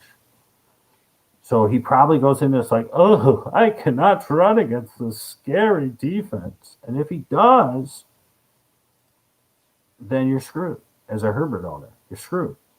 But if he goes in, and not saying the Eagles coaching is much better, because they're not, but if you go in with the mentality, you know what, I'm sick of being afraid of this bully, I'm just going to punch him in the nose. And you do that, and he has some success, you're going to be pleasantly surprised. Any other week, if it wasn't by Mageddon, I would 100% say you bench Khalil Herbert. If you got no better options, go for it. I mean, I'm playing Josh Jacobs over Khalil Herbert. Personally. Yeah. I mean, I know what you're saying. Yeah, punching the bully in the mouth. But, if the bully punches back, you don't want to be in that kind of situation either. Sure. All right, next game, Indianapolis Colts at San Francisco 49ers. Colts beat up on Houston last week. Pittman had a down week because T.Y. Hilton took pretty much every single target. Now that T.Y. Hilton's out, do we feel comfortable with Pittman getting the ball? Pascal, again, same situation, out of the rotation. Does he get some of the love as well? And he was looking for Mo Alley Cox in the end zone and in the red zone. Is he an okay start with some potential late Waller news and a pickup? Also, we saw some news on Mac. There's about 3 or 4 teams that are interested. If you have a bench spot, are you picking him up now and taking a chance on him? On the flip side, off the bye week, Jimmy G's coming back, Lance is out. Jimmy G should make this team better in the sense of throwing the ball and kind of moving the ball down the field. Obviously, you're starting Deebo Samuel. Are you comfortable starting an Ayuk against this Indianapolis Colts defense, who's mediocre, we'll say? And let's talk about the running situation. Eli Mitchell seems like he's going to be the one. But with the bye week, should we be concerned with Trey Sermon being involved a little bit more than we think from at least what we saw previously? Yeah, initially I was all in. Rob and I, our Answer by Gas League team, with playing the Colts this week, their defense. And as the week sort of went on, I was just kind of like, I'm starting to not feel it. On the road, Niners really need a win. Wentz can throw some picks. The Niners have some weapons. I kind of feel like the Niners are going to the Colts are ascending. And this I talked about it on Tuesday, talked about it last Sunday. Really feel like they're starting to ascend. So this is a tough one, but I feel like the Niners are going to score some points in this one. No Kittle. So it's going to be your boy Dwelly. Not playing him. Debo, AU, sure, why not? Not a big fan of AU. I know you love him, but if you must, you do it. I think Mitchell is going to be the one. I think the one thing that clouds the Mitchell parade a little, maybe it's the bye week, getting Trey Sermon a little more acclimated, a little more involved, making him work a little harder, get out of the doghouse. But JaMychal Hasty's coming back as well. So here we go. Kyle Shanahanigans, right? Shanahanigans. And don't you forget, Gusek is there too, man, that touches the ball. Yeah, but he's like a fullback, and it's like a design thing. But yes, 100%. But I like Mitchell. You play him. Sermon if you must. You're not playing Hasty, but you know he's going to be involved because that's what they do. Sooner or later, we got news that Jeffrey Wilson's coming back. Not this week, but eventually. Okay. And then we're going to be super headache mode. The good news is 2 out of those 4 guys will get hurt in the next 2 to 4 weeks. So it'll clear up, and then it'll get cloudy again, just like it looks like it's going to be in the game. And because of that, I like the wide receivers quite a bit because the rain helps the wide receivers. We talk about this every season. It's our 5th season answered by guests. We pointed this out back then. We point it out every single year. Do not shy away from rain with wide receivers. It helps wide receivers. It does. Yes, the ball is a little more slippery, but they got the damn gloves. They know where they're running their routes. The quarterback knows where they're running their routes. The defense does not. It's easier to make a juke and go where you want to go than see where someone jukes, change your direction, and go in that direction. It helps the wide receivers. So I love Pittman this week. I love Pascal this week. They're going to have to use them both. No TY, good. Sit down, old man. Bring it back now. Because he had his one play last week. He was on the field. He's hurt again. Good. Go where you need to be. Moelle Cox, if you must. Jonathan Taylor, please give him the ball from the first drive to the last drive. Last week, he had 2 carries in the first half. Then they finally start giving it to him. He pops off a 78-yard touchdown like the second touch of the half. Hello? What are you coaches doing? What are you doing? They're outsmarting themselves, man. Somebody who's sort of falling apart. I know you asked a question about Mac. Yeah, stash him if you must. Go ahead. We did, right? Other people did. I did. You wanted to, right? Sure. Do it. He's gonna land somewhere, and hopefully it's somewhere of benefit. But one player who's kind of fallen off the face of the earth, he was everybody's sweetheart, and we said don't fall in love too much. And I think pops up in this one because of the rain. Because of the need to play catch-up, is Nyheim Hines. I think Hines will come through in this game and on everybody's benches because he hasn't been doing anything. And he'll pop off, and he'll have a couple big plays, maybe score a touchdown. You go, you'll read on Facebook or Instagram or wherever you're on. You go, of course, Nyheim Hines has a big game. He's on my bench. Right? You see it every week. Rob? Ebbs and flows. That's how it goes.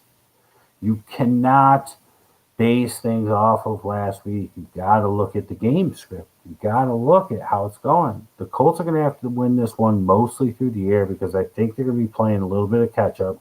I think Jimmy G's going to help this offense. He's back. He's healthy. He's a better quarterback than Trey Lance at this point. It's going to help their offense. They're at home. I like Nyheim Hines. He was almost a guesstimator, but he's too highly owned. And I will not give a guesstimator that is owned more than 35%. All right. Monday Night Football, New Orleans Saints at the Seattle Seahawks. New Orleans coming off their bye. How do we feel that this offense is going to go? Harris is a little banged up, so does that mean more Callaway? Michael Thomas, they say, is still a few weeks out. Winston looked okay the last time he was on the field, but he still chucks the ball up. I mean, it's kind of hit or miss. Obviously, you're starting Kamara. Is there anybody else you would be can you start Winston technically against this Seattle defense who's been very poor? Poor, I guess, is even describing it as good. Yeah, it's worse than poor. Anyways, Geno Smith. No Chris Carson. Alex Collins seems to be banged up. I'm not even sure if he's playing. I got to look to see. Yes. You mentioned DJ Dallas on Tuesday. How do we feel about the running situation? And does this a Lockett game? We talked about ebbs and flows. We haven't seen him in a while. Could this be a game where he shows up? He had plenty of targets his way, but didn't catch the ball very much last week. Yeah, he got DK banged up. I don't even think he practiced Friday. So all things, or maybe he was limited, but all things would point to this being Lockett. The problem is, I don't know if Geno can really throw that far and accurately like Russ can. That's a problem. I'd love to see like Jacob Eason get a little bit of burn with this team. Unfortunately, Russell Wilson's going to be back week 10, they're saying. So we would need Geno to lay an egg here and Easton to have a good week of practice to maybe have a shot at week 8 and 9, or week 8, because I think 9 is their bye. But I don't even know if they bother with that. I don't know. But Geno's not the answer. I know that they kept it close against Pittsburgh. He's not the answer. I think that the Saints can steamroll him here. I think the one thing that they have going for them is that they're at home. From a fantasy perspective, it's going to be a headache because, gosh, it's Rob. These people, like Justice Hill is one of them. Like I've been waiting for Justice Hill. This year was finally going to be a shot. Hurt. I've been waiting for Darrington Evans. Finally, he's going to get a shot. So maybe like he's not even a good guesstimate because he'll probably just get hurt. God, knock on wood. Yeah. But Rashad Penny, it was finally going to be his shot. And Alex Collins was like, nah, I'm good. I'm going to play. Come on. Sit down. Sit down. Let Penny play. All we want is Penny to play a game and get through it healthy. And, like, Penny would have been a great play.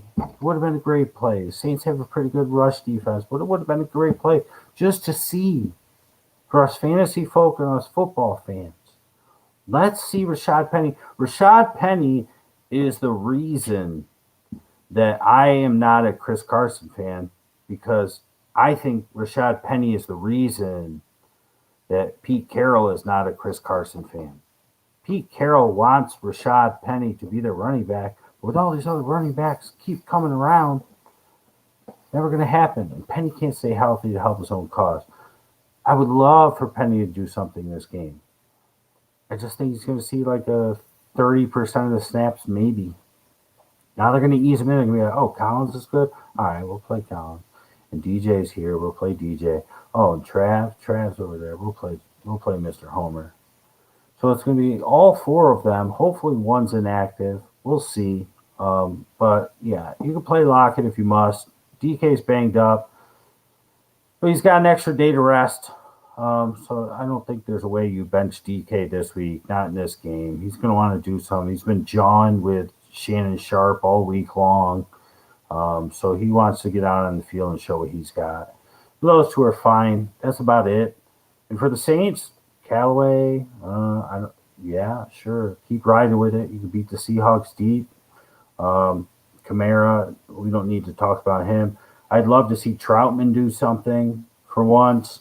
Will Juwan Johnson do something? They say Traquan's coming back. I think Deontay Harris is coming back. All these guys coming up off the bye. I think Callaway is probably the only one that I'd feel safe playing out of all of that, aside from Kamara. I'd rather play Komet over Troutman at this point, just because I feel like the Saints should be able to control this game and get after Geno, even though it's in Seattle. This game will probably be a fun one to watch. Monday Night Football is always tough. Home team Monday Night Football always typically stays with it, so maybe we see something ridiculous here. But hopefully by this point you have Bimageddon wrapped up and you've already won. We don't need to worry about it. Yeah, I was going to say Troutman might be a sneaky DFS. I know he only had 2 catches, but it was for 40-something yards. It seemed like he was on the field more as well, at least from what I saw the last time. No, he was. Juwan didn't do much. So, all right. these are some questions that we were going when you had to step away. If Hopkins doesn't have 100 yards against his former team this week, is it time to send them packing? I mean, you can send them packing, sure, but I love that. I love that the way it's set up because there's no reason that he should not. Like I said, like all of his buddies, all of his receiving pals should be like, Kyler, just throw it to him. Let him smoke him. Like, we got this. We're good. No hate. We know. No disrespect. Throw it to him.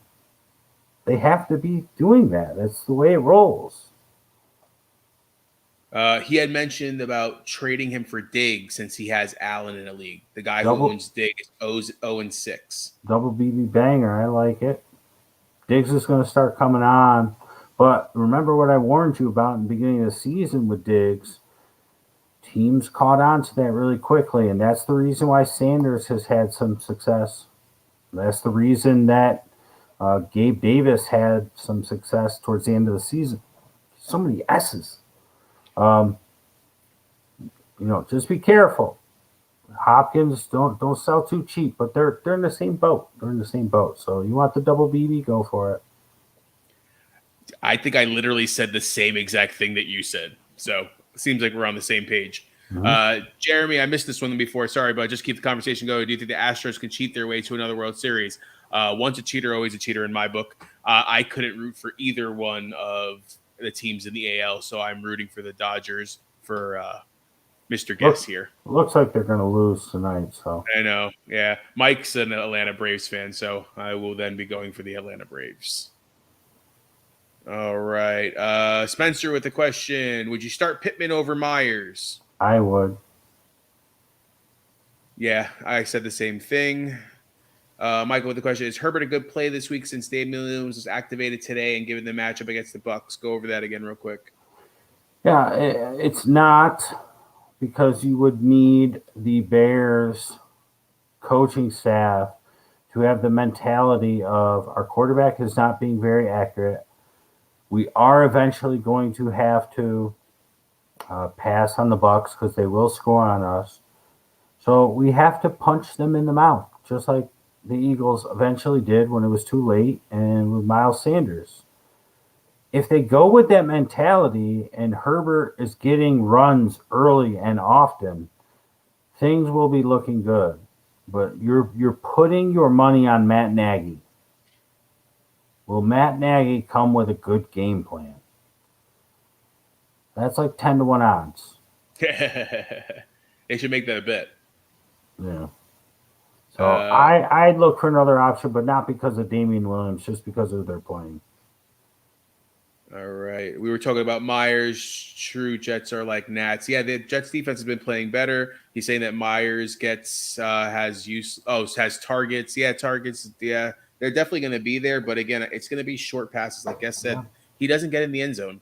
So what's up there? All right, let's go to Jeremy. I made a mistake. I dropped Williams when they said he most likely wouldn't clear COVID list. I picked up Penny, who should play on Monday. Should I try wavering Williams? I'm also starting a question of DK in that league. Am I rolling the dice too much? Well, you won't be able to put in a waiver for Williams because you dropped him. So all other teams will have the opportunity before you. That's just the way it is. But I think you're okay. Montgomery should probably be back week 10. Williams will be what Williams is. The reason I don't like Carson is because Carroll doesn't like Carson. Carson seems to get hurt a lot. Penny, his whole career, he's been hurt, but if he can stay healthy, I think he'll be the one. So I think that's an okay pickup. You just hold on to it. You wait and you see. Let's see how he looks Monday night. All right. Herbert or Bell? The problem with Bell, now Bell has a career of success against the Bengals from his Pittsburgh days. He was also like 30 years younger. How you gain 30 years in 6? Not even 4. Yeah, I think I think I would take a shot with Bell, and I don't really like it. Listen, I feel like Herbert. I like Herbert. I like Herbert, Jeremy. You all know I like Herbert. I gave you him before anyone. I just don't trust Matt Nagy to use him correctly against the Bucks. I feel like he'll go into it scared. Go with your gut here. I don't like the Bell call because I said I will never recommend a player that I did not like going into the season. And that's Bell. So I'm going to say go with gut because if your gut tells you that Matt Nagy's going to come with a smart game plan and run the ball, even if it's tough, just keep pushing and pushing and punching and punching. Go with Herbert because you know you're going to get touches. Bell is going to split with at least two other backs. And you don't know if you got to remember, Bell scored a touchdown last week. They were blowing the team out. Blowing them out. Everybody was getting touchdowns. It was like blast from the past Sunday. Freeman got a touchdown, right? Murray. I know Murray's banged up, but you'll probably have Tyson playing. So I'd go Herbert, I guess. Gosh, I don't like it, but I would. All right. Which two would you play in half-point PPR? Collins, Damian Williams, Stevenson. Williams has a tough matchup, and maybe Stevenson and Harris run all over the Jets.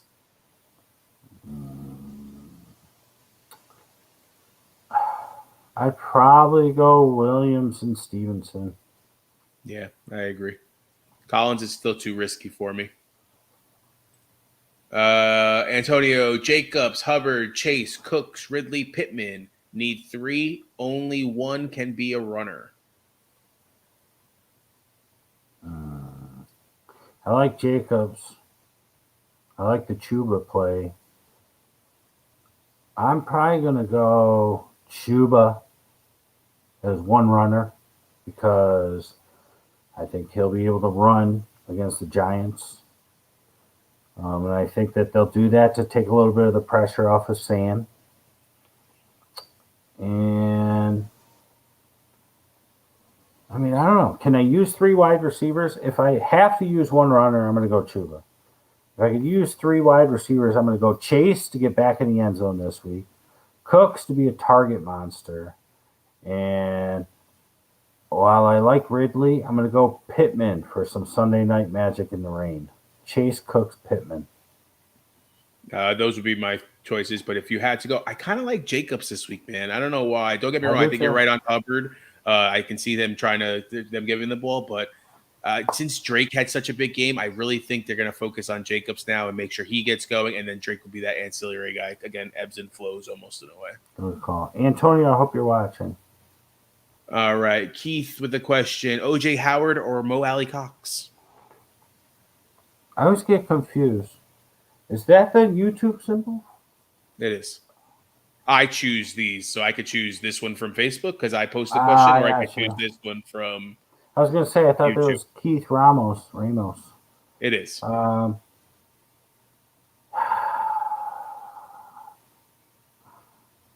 going to go with O.J. Howard just because there's no Antonio Brown. Yeah, it's a close one. I guess O.J. Howard, you got to pay attention to see Mo Alley Cox is healthy, where O.J. Howard is questionable. So if O.J. Howard goes, it probably would be Howard for me too. All right, long one. Whoa.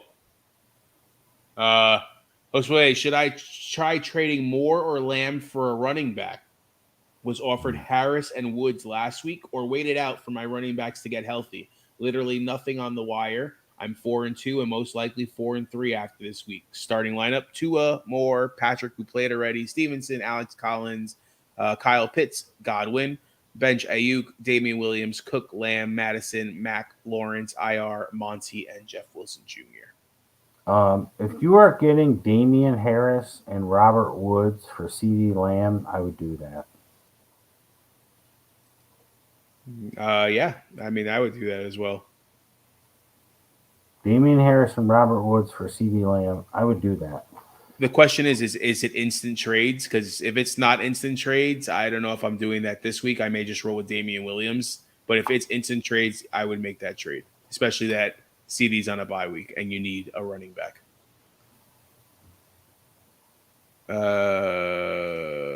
Oops, that's the same thing. Okay.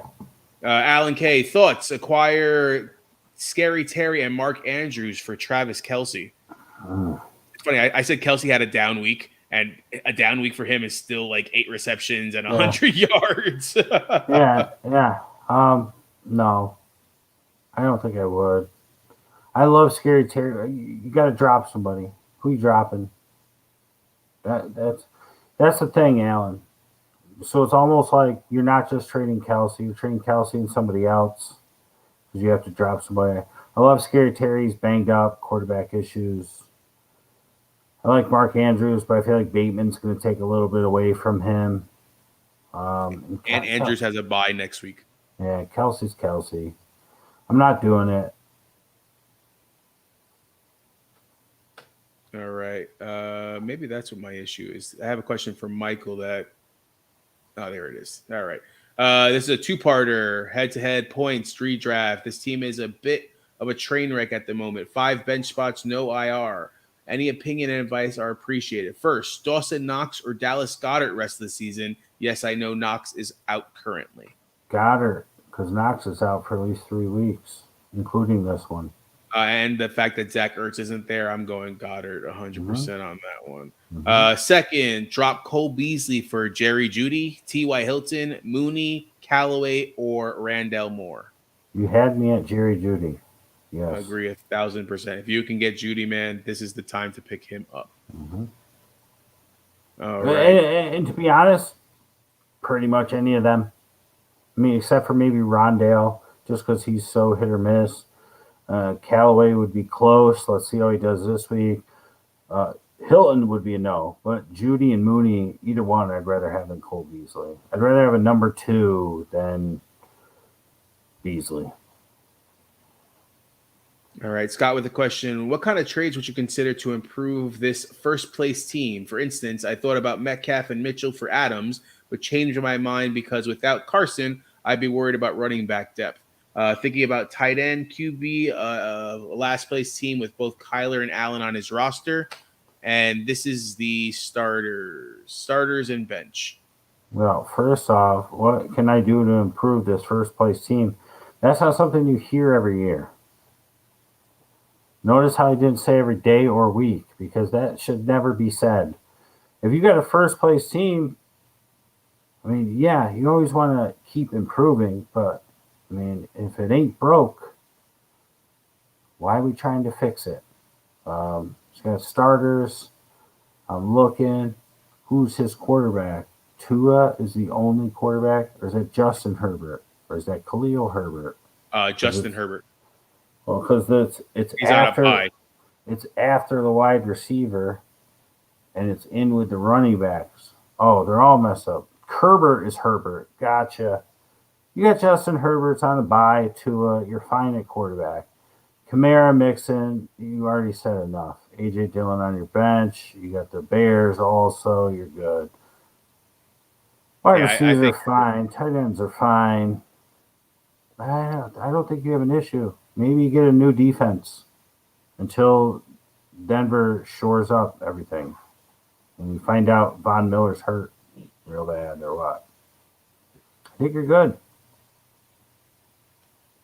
Sorry, who's talking to you? No, there's some craziness. I don't know if they're watching a movie upstairs or what's going on, but either somebody just fell or an explosion happened. I'm kind of jealous if there's an explosion. Hopefully everybody's okay, though. Spencer with the question, would you drop Gainwell for Sony? I have Henderson.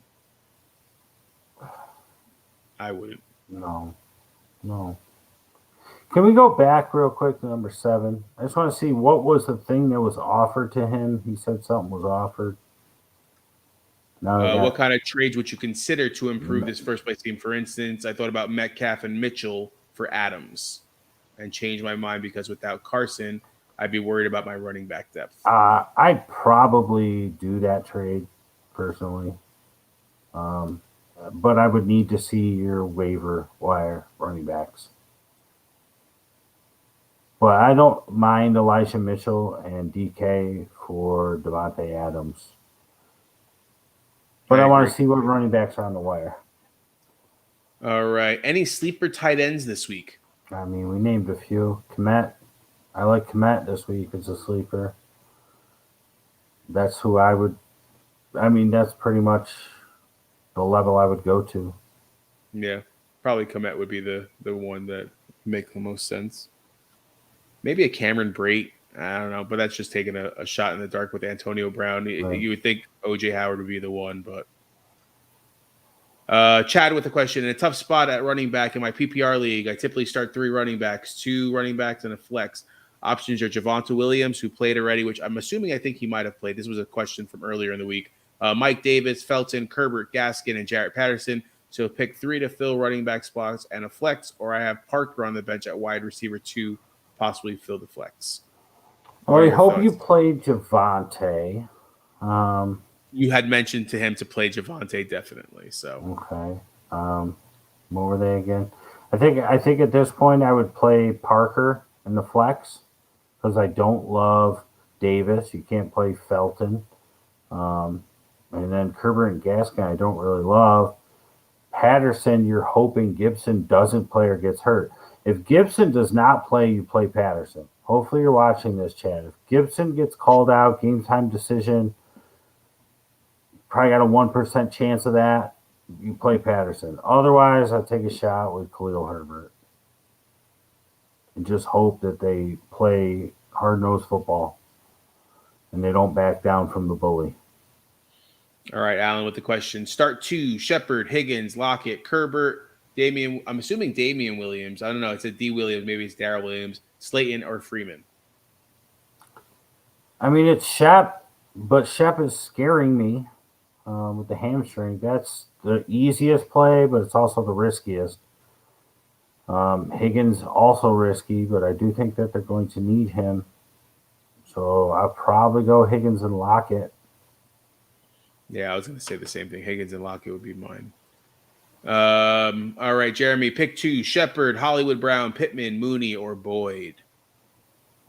Again, same thing. Like Shepard is like such a slam dunk, but that injury coming in the last day of practice just bothers me, the hamstring with him, and it just worries me that if they're getting blown out, they're not putting him out there. They're going to let him just rest. And you need players on the field. I'm definitely playing Pittman. I'm tempted to say Mooney, but I'll probably go Hollywood and Pittman.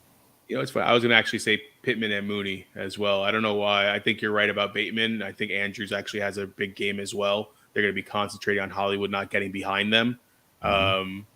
Mooney's going to be needed, man. That's what he's going to be needed big time. Go ahead, Pittman, Mooney. I think we had this question already before. Hubbard, Chase, Cooks. Yeah, we had this question before. Alan with the question: start McLaurin or Jamar Chase? This is a good question, man. It's a really good question. Safe. You can't even say safe as McLaurin. So tough. No Jair Alexander, and I do think, regardless, this is tough. I'm going to go with Chase because I think he gets a touchdown this week, and I don't know. I'm going to go Chase. It's so hard for me to sit McLaurin. I wouldn't even ever put him in a question. I don't like it. What do you think, Rob? The fact that he's banged up, man, that's what makes me worried. Yeah, it's the topic of the week. I mean, you've literally said it like 4 times already, I think, on the show, too. You got to hope these guys make it through the game. I think McLaurin's tough enough. You can see he's D-Hop Jr. He literally can do anything and everything. But if he's banged up, there's nobody else to really go to a certain extent. But I'm going to go with big offense. I'm going to go Jamar Chase. I'm going to think Burrow's going to be looking to get him back in the end zone this week. Alan, start Penny, Alex Collins, or David Johnson. Yeah, it's that bad. Lost Monty and Carson. I wish I could say Penny. If Alex Collins was not playing, I'd say Penny. I want to say David Johnson because he's playing against his team, but my goodness, Alan. Send us a picture of the waiver wire for this one, man. Yeah, do that. Maybe a guesstimator type start. Yeah. You know?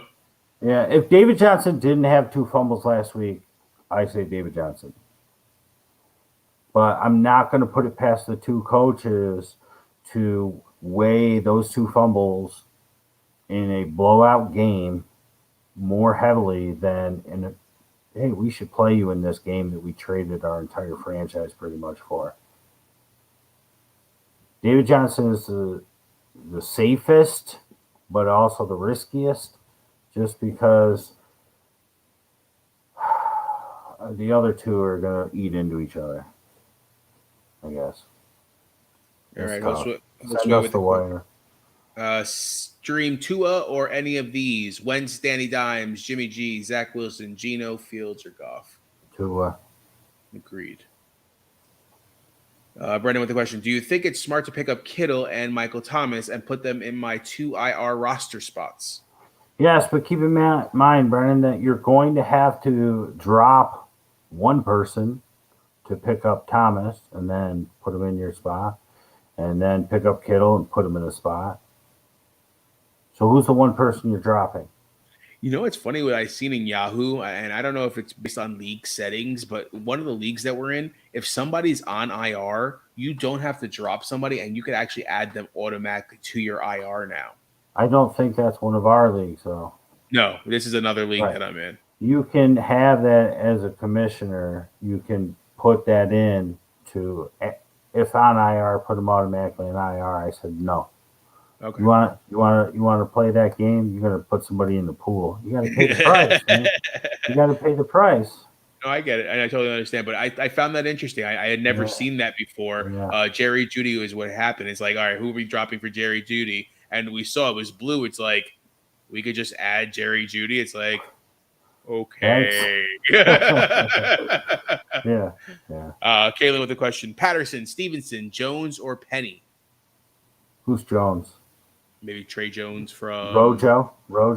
Oh, maybe Rojo or Trey Jones. I don't know. No, Trey Jones is out for a while, isn't he? Who's Trey Jones? The backup from Saints. Oh, Tony Jones. Yeah, I meant. Sorry. Out of all those, there's only one that's going to have a guaranteed, I think, workload this week, and that's Ramondre Stevenson. So I would pick up Stevenson. I love Penny. If Collins was out, it'd be Penny. Rojo doesn't get enough burn until he gets traded. Hopefully he does. Patterson's reliant on Gibson being a game-time decision or getting hurt and out of the game. Stevenson's going to be in. He's their third down back. He's their James White from here on out. So Stevenson. All right, Brennan just kind of gave an update. He says, I don't have to drop anyone until they are off of IR.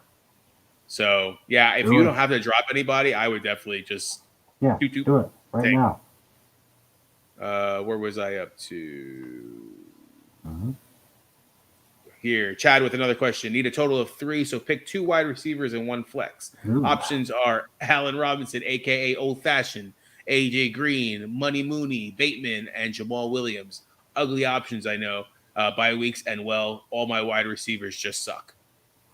Smart play is to get A.J. Green in there somehow, but I'm going Bateman and the 2 Bears. They're going to have to be throwing.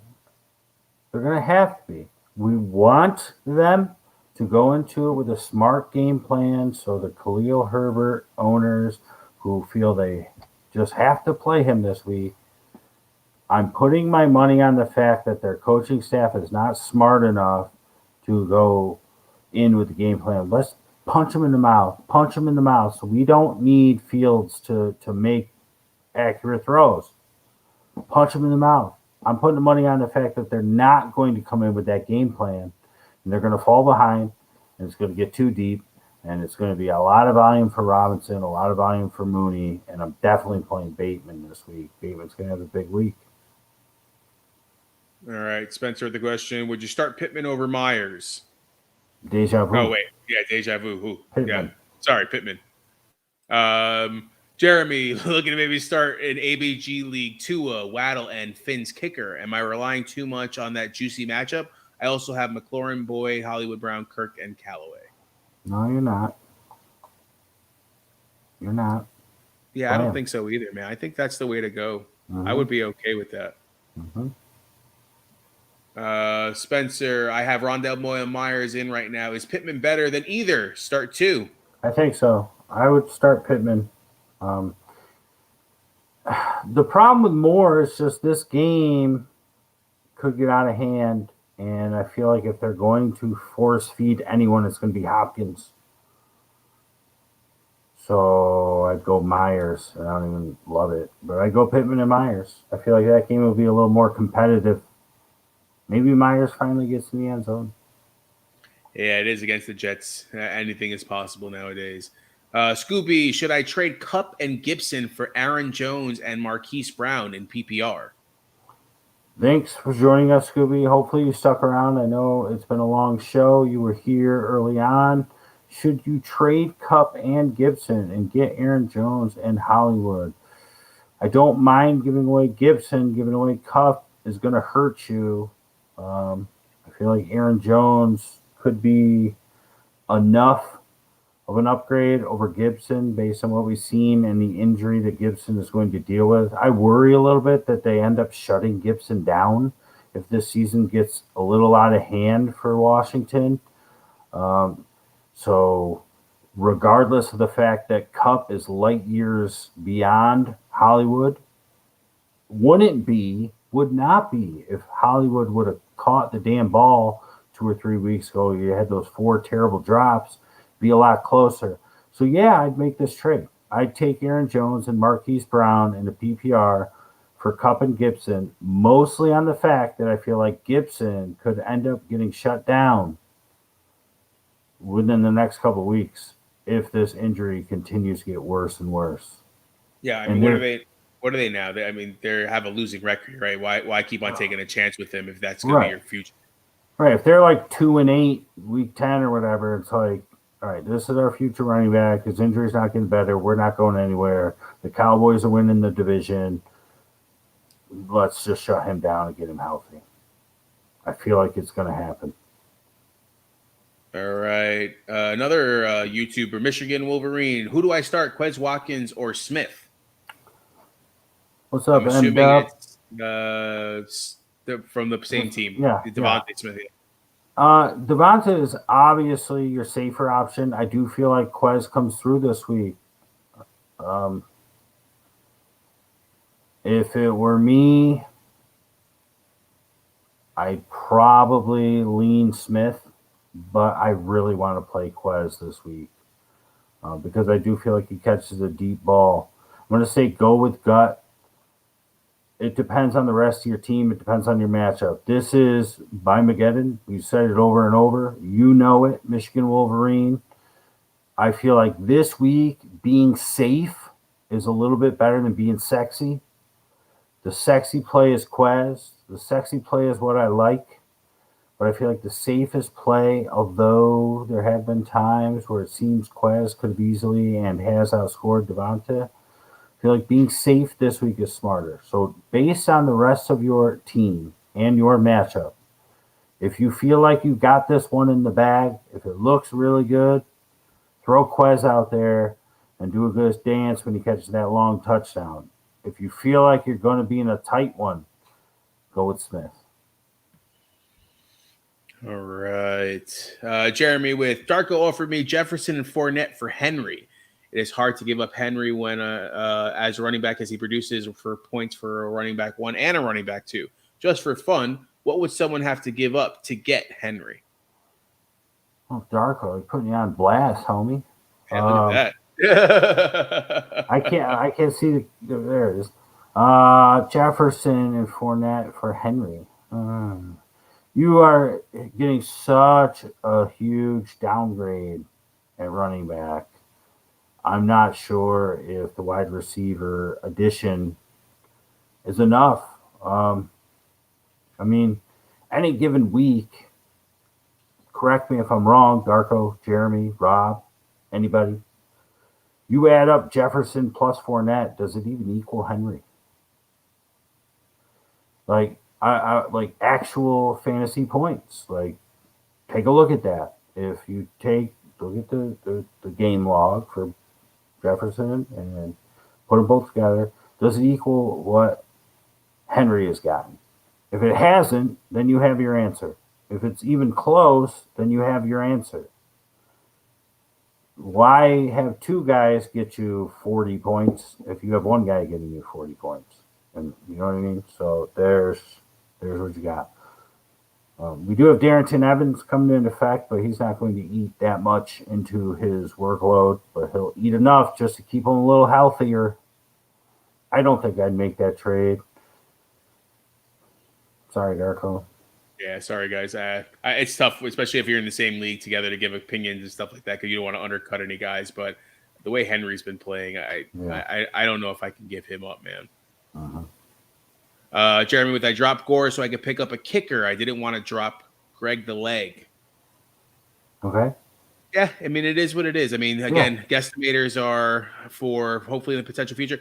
One thing I will say is after this week, they have Monday night against the Giants. So prime time might be where you might see Gore come through.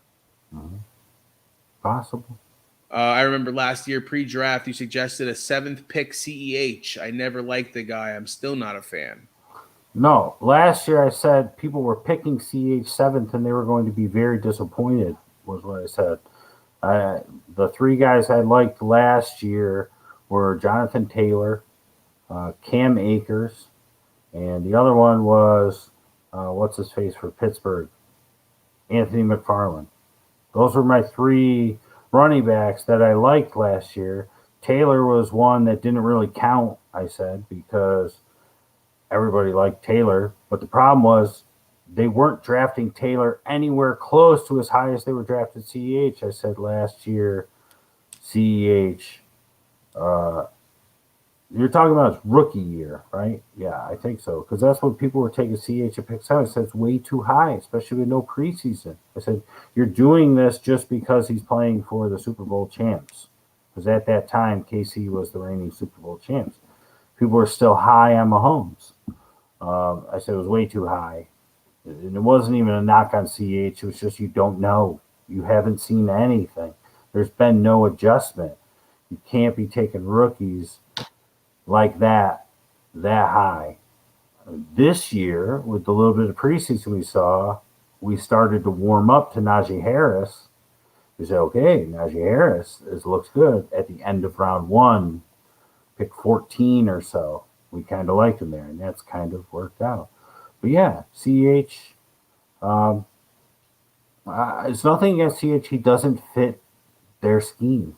He's not the right back for them. He's the wrong back for them. He'll go somewhere else and he'll be good if he can stay healthy. He will. You'll see. 2 years from now.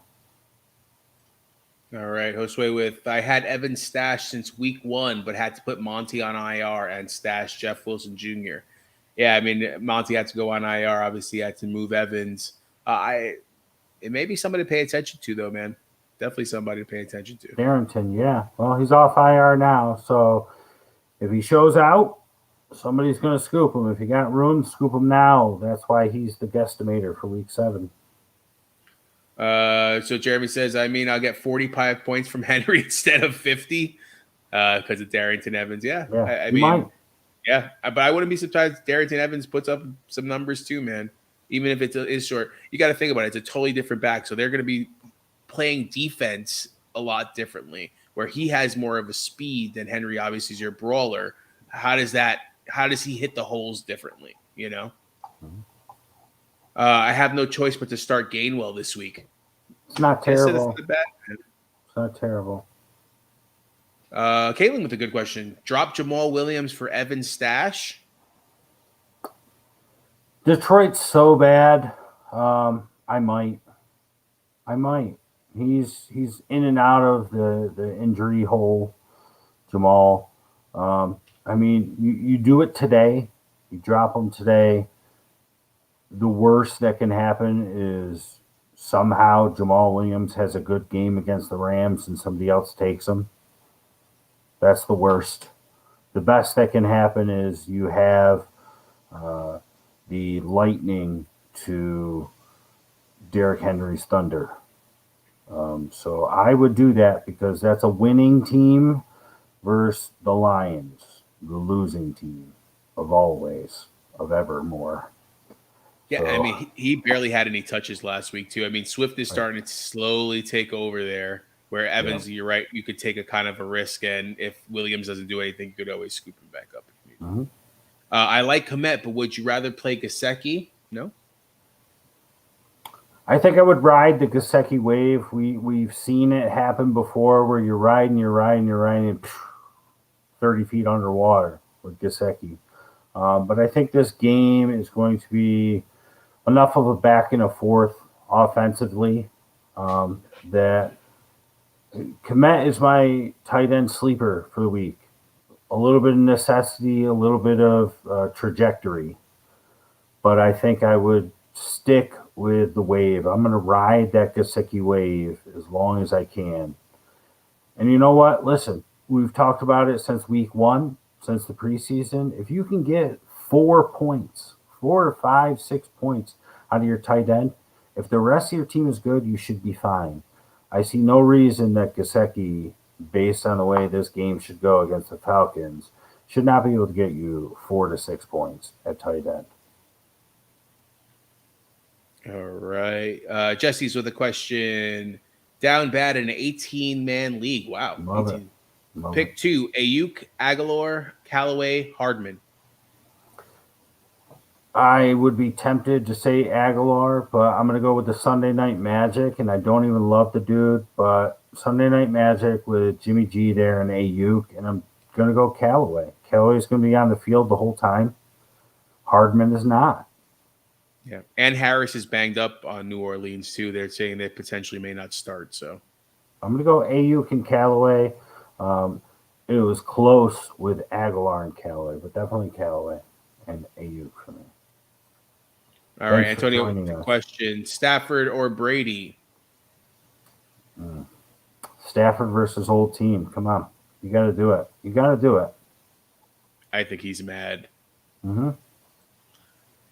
Bell or Hines over Herbert? I know an earlier question I asked too. Drop Herbert and added Bell. No. I know an earlier question I asked too. Drop Herbert and add Bell. Yeah, sorry. no. I'm not adding Le'Veon Bell unless like there's nothing out there and you just want some depth. I don't hate Nyheim Hines over Herbert this week because again, I'm betting on the fact that the Bears coaches are just not smart and they won't punch the bully in the mouth. They'll tiptoe around it. They'll avoid the run. I hope it doesn't happen. For people that are playing Herbert, people that have Herbert, I'm an owner of Herbert. I endorse Herbert from the jump. But I think I would go Hines over Herbert because I think that they're going to need to use that type of a back in the rain on Sunday night in San Francisco. So I'm going to go with Hines for a bounce back. I just feel like Hines is going to have a game. And people are like, oh, now Hines decides to do something. I put him on my bench for 3 weeks. Blah, blah, blah. And we see it all the time. All the time. And this just sets up. Yeah, it sets up for it. Jeremy says they should use Herbert like they use Cohen. Yeah, I mean, that's how I expected it to be. But I'm not sure if you caught it. I said, I thought that when Montgomery went down, Williams would be Montgomery. Herbert would be Williams. That's how it was. And then last week, Williams wasn't there, so Herbert was everyone. But I feel like this week, or from here on forward, because Herbert showed so well, I think Herbert's going to be Montgomery and Williams is going to be Williams, which would mean they were using Herbert like Cohen, but I think they're switching it. That's just my guess. We'll see. But yes. Yeah, just my guess. That's it. All right, in a league I run, I want to change settings next year to instant trades. Thoughts on instant trades over, I guess, voting or having days in between? I don't mind the instant trade. I don't mind the instant trade. You just got to know who you're playing with. Are you playing with a couple people that you think could pull some shady stuff? Typically, most people aren't in leagues like that. And if there is shady stuff, there should always be some sort of rule that, like an instant trade goes through and like you're like, okay, fool me once. But then like the next time something shady goes on, you're like, no. There has to be a commissioner that steps in and goes, this is ridiculous. The first time he did, I thought, okay, maybe this person's just stupid or like slipped him a Jackson under the table or something. But now you guys are pulling this again like this. No, this isn't going to go. But I don't mind it. The voting system pisses me off because you got to wait. And a lot of times you're waiting for nothing. Nobody's voting no. Nobody's vetoing. You're just sitting there. You're waiting. It's like, I just want to know, do I have this guy? Or am I trading these two away so that I can open up a bench spot so I can go pick up this guy before somebody else? So it's like, that's why I'd rather have an instant one. So if you're not playing with a bunch of scumbags, then instant's the way to go. Push out. All right. Antonio with Jacob. Thank you. Jacobs is tempting. He is, man. Again, always go with your gut. I mean, obviously we always say that, but Jacobs, not going to hate him. I think he actually is going to show up and play well. I said I'm playing Jacobs over Herbert myself. So. All right, Antonio with another one. Colts or Pats defense? I liked the Colts up until about 2 days ago. I texted Rob and I was like, yeah, I'm starting to get a weird feeling about them. I'll go with the Pats at home against a rookie quarterback. Why not? Yeah. I actually had the same exact options, Colts or Pats. I ended up dropping the Colts defense and starting the Pats and picking up a tight end that we needed. So, Extra Point Podcast. What's up, man? Thanks for joining. Darnold or Tua? Ooh, good question. I like the narrative of Darnold going back to New Jersey. But I think I'm going to go Tua in a game where it should be pretty back and forth, and he's getting an extra weapon back this week in Parker. I'm going to go with Tua. He's playing for his job, pretty much. I don't think he's going to take it like, oh, they don't want me anymore. I think he's going to say, you're going to want me. A lot of Watson rumors, man. I mean, it keeps on getting bigger and bigger. I know November 2nd is coming around the corner. It's going to be interesting, especially if they do trade for him. I've been holding on to Watson in Dynasty, and I'm going to try to move him. If he does get traded, move him quick and for as much as I can get for him, Mm-hmm. Jeremy, Boyd or Callaway over Hollywood Brown? I like Callaway. The problem you're going to have is, he's trending up. We loved him in the preseason. Then he had this huge game, and everybody knew who he was after we already told you. The problem you're going to have is you're going against Geno Smith, and will they do enough on offense to make Callaway necessary? That's the big thing. Boyd should be involved throughout, which means Hollywood should be involved throughout. We like Bateman. Rob, this week. We think that they do what they can to take away Hollywood. You get physical with Hollywood, you get in his head, he drops passes. We saw it a couple of weeks ago. Even when he's wide open, he drops passes. Boyd's had a few down weeks. Go ahead. Harris is out, just to point it out. Yeah. I like the Callaway play, but you're doing a lot of dependence on Geno coming through. I know he looked okay for one drive the first time. He did okay against Pittsburgh, but not really. It was mostly Collins. I don't know. I think that the safest play is Brown. Boyd is a bounce back play. I just stick with Brown if that's who you had in, Jeremy, this whole time. He said no. No, just joking. That was from before. I don't know what he said no to, though. Big Uzi. Hopefully I'm pronouncing that right. Welcome, man. Goddard or Gesicki for tight end, full PPR. I think I go Goddard. We got a week 14 bye. I think Gesicki also has week 14, if I'm not mistaken, or is it 13? Full PPR, though, you got to go Goddard. I know Gesicki's been lighting it up. Parker's coming back. We'll see if Preston Williams ever comes back. I know people like Fuller. I don't like him. I never have, never will, but he'll eventually come back. Philly's got what they got, and they got one less tight end unless Tyree Jackson comes in, like I said, and plays that Ertz role. Goddard's got to be the dude for the rest of the year between the two. Good call. Both week 14 buys. Antonio, sorry for the repetition. If Shepard plays, would you sit Pittman? Shepard makes me too nervous. I think I'm going to play Pittman. I love Shepard. I own him a couple leagues. If you asked me this question on Thursday, I'd say, yeah, you're going to play Shepard. But this hamstring, soft tissue game against a team where they should get blown out, like if this game gets out of hand, they're just going to be like, Shepard, just sit down. Don't injure yourself anymore. Let's get healthy. We're getting killed. Sam Darnold's taking it out on New Jersey. Let's just regroup and come back for week 9. Do they have a week 8 bye or week 10?